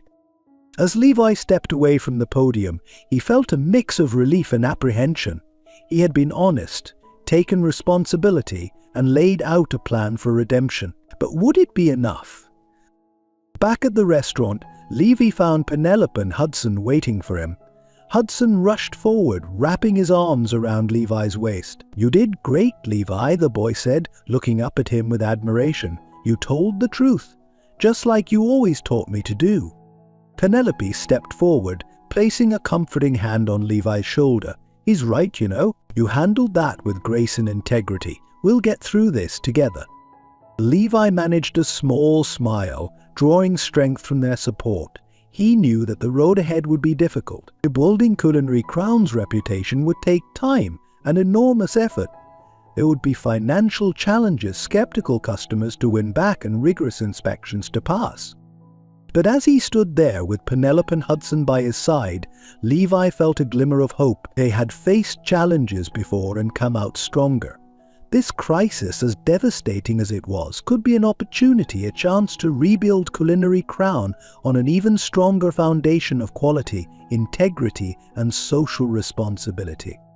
With renewed determination, Levi squared his shoulders. They had work to do, and he was ready to face whatever challenges lay ahead. In the wake of the food hygiene scandal, Culinary Crown stood silent and empty, its once bustling kitchen now eerily quiet. Levi spent long hours there alone, meticulously cleaning every surface and reviewing every procedure, as if by sheer force of will he could erase the stain on the restaurant's reputation. It was on one such evening, as Levi scrubbed furiously at an already spotless countertop, that Penelope and Hudson arrived. They found him in the kitchen, his eyes red-rimmed from lack of sleep, his usually immaculate chef's whites rumpled and stained. "Levi," Penelope called softly, a voice filled with concern. "This has to stop. You can't keep punishing yourself like this." Levi looked up, startled by their presence. "I have to make sure everything is perfect. We can't afford any more mistakes." Hudson stepped forward, his young face serious. "But you're not alone, Levi. We're here to help. We're a family, remember?" In those words, spoken with such sincerity, broke through Levi's fog of guilt and self-recrimination. He sat heavily on a nearby stool, the weight of the past few days finally catching up with him. Penelope and Hudson exchanged a glance, a silent communication passing between them. Then, with quiet determination, they set to work. Penelope donned an apron and began to review the new safety protocols Levi had drafted, her experienced eye catching details he had overlooked in his exhaustion. She made notes, suggesting improvements and simplifications that would make the procedures easier for staff to follow consistently. Meanwhile, Hudson, armed with a tablet, started researching the latest innovations in food safety technology. His youthful enthusiasm for gadgets proved invaluable as he discovered new tools and systems that could help prevent future issues. As the night wore on, the kitchen came alive with a different kind of energy. Ideas flowed freely, with Levi gradually joining in, his creative spark reigniting as he collaborated with Penelope and Hudson.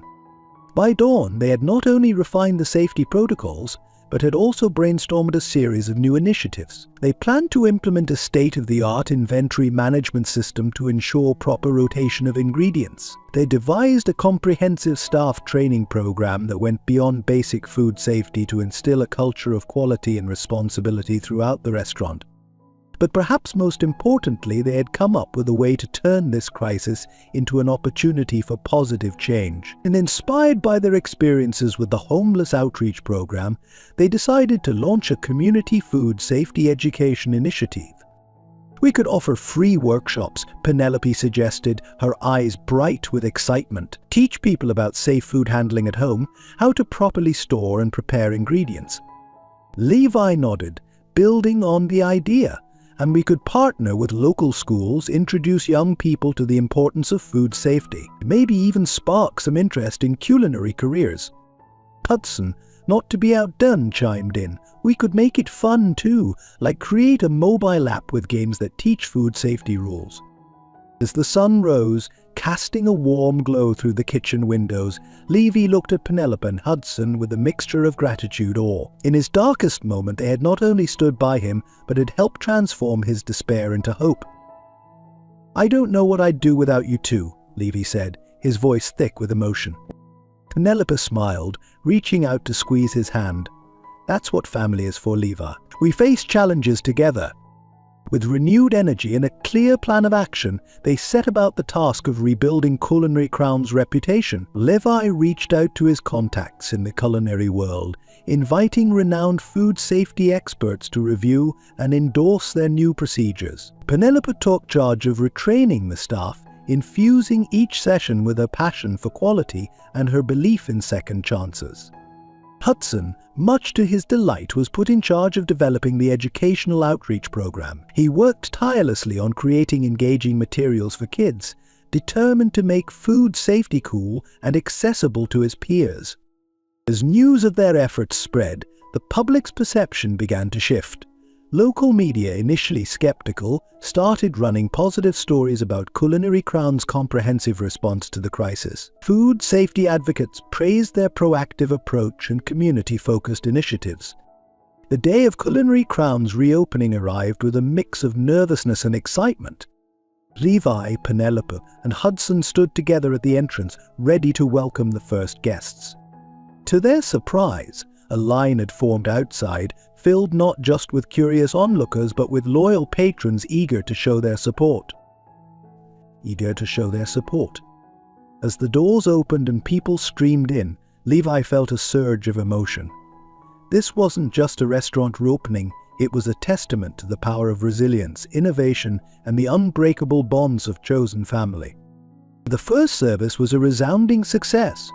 Guests raved not only about the food, but also about the visible improvements in hygiene and safety procedures. Many expressed interest in the upcoming community workshops, eager to learn from Culinary Crown's experience. As the last guest departed and the staff began the closing routine, Levi gathered everyone in the kitchen. Looking around at the faces of his team, at Penelope and Hudson standing proudly beside him, he felt a profound sense of gratitude and purpose.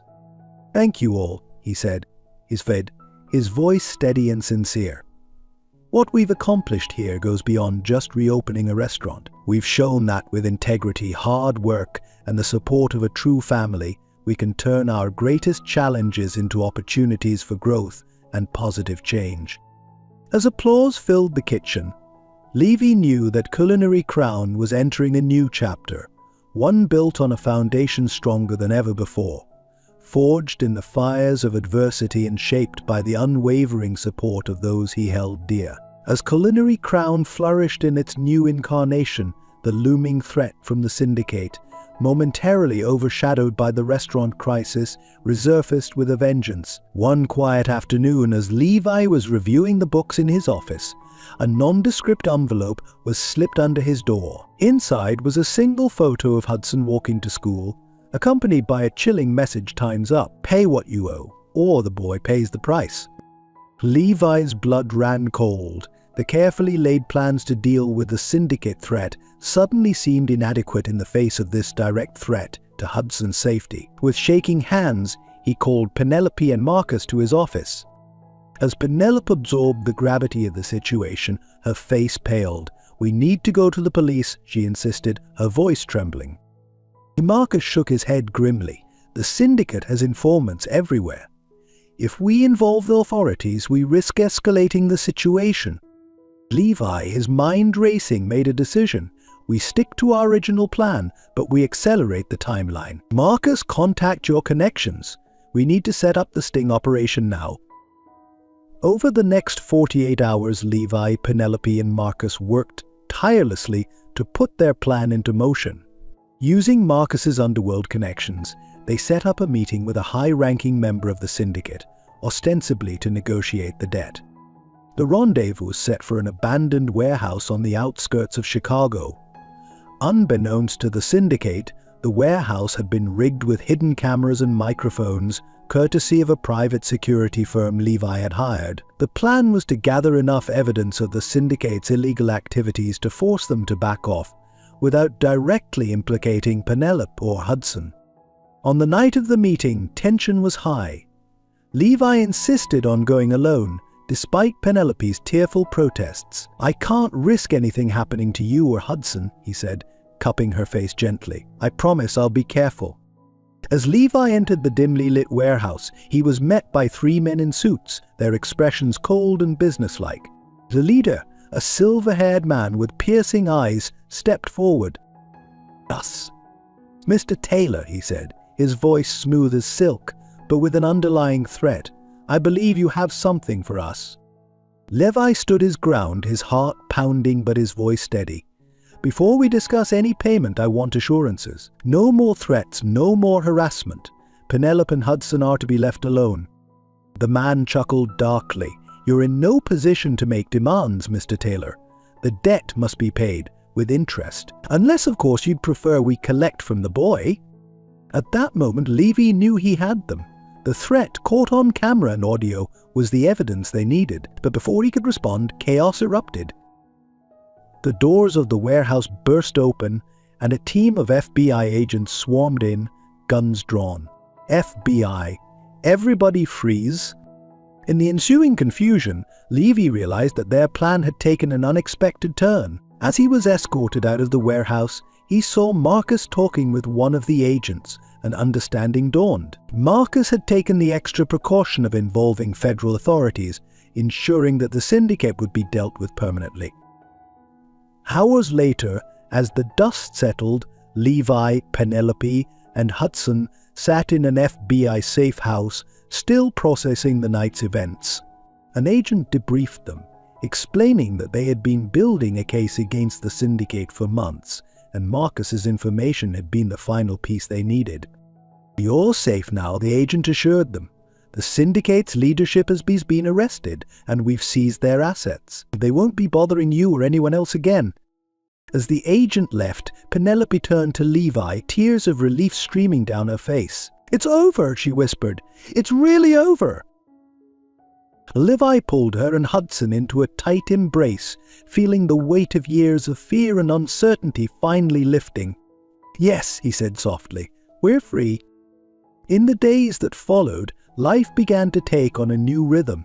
Without the shadow of the syndicate looming over them, Penelope seemed to stand taller, laugh more freely. Hudson, no longer burdened by the secret fear that had been his constant companion, threw himself into his studies and his role in Culinary Crown's community outreach programs with renewed enthusiasm. Levi, for his part, felt a profound sense of peace. The restaurant was thriving, their family was safe, and the future stretched out before them, full of possibility. One evening, as they sat on the balcony of Levi's apartment, watching the sun set over the Chicago skyline, Penelope turned to him with a serious expression. "Levi," she began, her voice soft but determined, "I've been thinking. About us, about our future." Levi's heart skipped a beat. "What about it?" he asked, trying to keep his voice casual. Penelope took a deep breath. "When you faced the syndicate, when you put yourself in danger to protect us, I realized something. Life is too short, too precious to waste. I love you, Levi. I think I have for a long time." Levi felt a surge of joy, so intense it was almost painful. He took Penelope's hands in his eyes shining with emotion. "I love you too, Penelope. You and Hudson, you're my family, my home." As they leaned in to share a tender kiss, a small voice interrupted them. Finally, they turned to see Hudson standing in the doorway, a huge grin on his face. "I was wondering how long it would take you two to figure it out," he said cheekily. Laughing, Levi and Penelope beckoned Hudson to join them. As they sat together watching the last rays of sunlight paint the sky in brilliant hues, Levi felt a profound sense of gratitude. They had faced seemingly insurmountable challenges, weathered storms that threatened to tear them apart, but had emerged stronger, more united. The journey had been long and fraught with danger, but as Levi looked at Penelope and Hudson, he knew that every struggle had been worth it. They had not only survived, but had built something beautiful and lasting, a family bound by love, respect, and a shared passion for life. As night fell over Chicago, the lights of Culinary Crown glowed in the distance, a beacon of hope and new beginnings. For Levi, Penelope, and Hudson, it was more than just a restaurant. It was a symbol of their resilience, their bond, and the bright future that lay ahead, a future they would face together as a family. In the months that followed the resolution of the syndicate threat, Levi, Penelope, Hudson settled into a new rhythm of life, one filled with the warmth of family and the excitement of new beginnings. Culinary Crown continued to thrive, its reputation not just restored, but enhanced by the transparent way they had handled the hygiene crisis and their ongoing commitment to community outreach. One sunny Saturday morning, the three of them stood together in front of a small storefront just a few blocks from Culinary Crown. A sign in the window read, "Coming soon, Crown's Kitchen, a community culinary school." "Are you sure about this?" Penelope asked, a mix of excitement and nervousness in her voice. Levi nodded, his arm around her shoulders. "Absolutely, this is the next step, a place where we can share our love of cooking with those who need it most."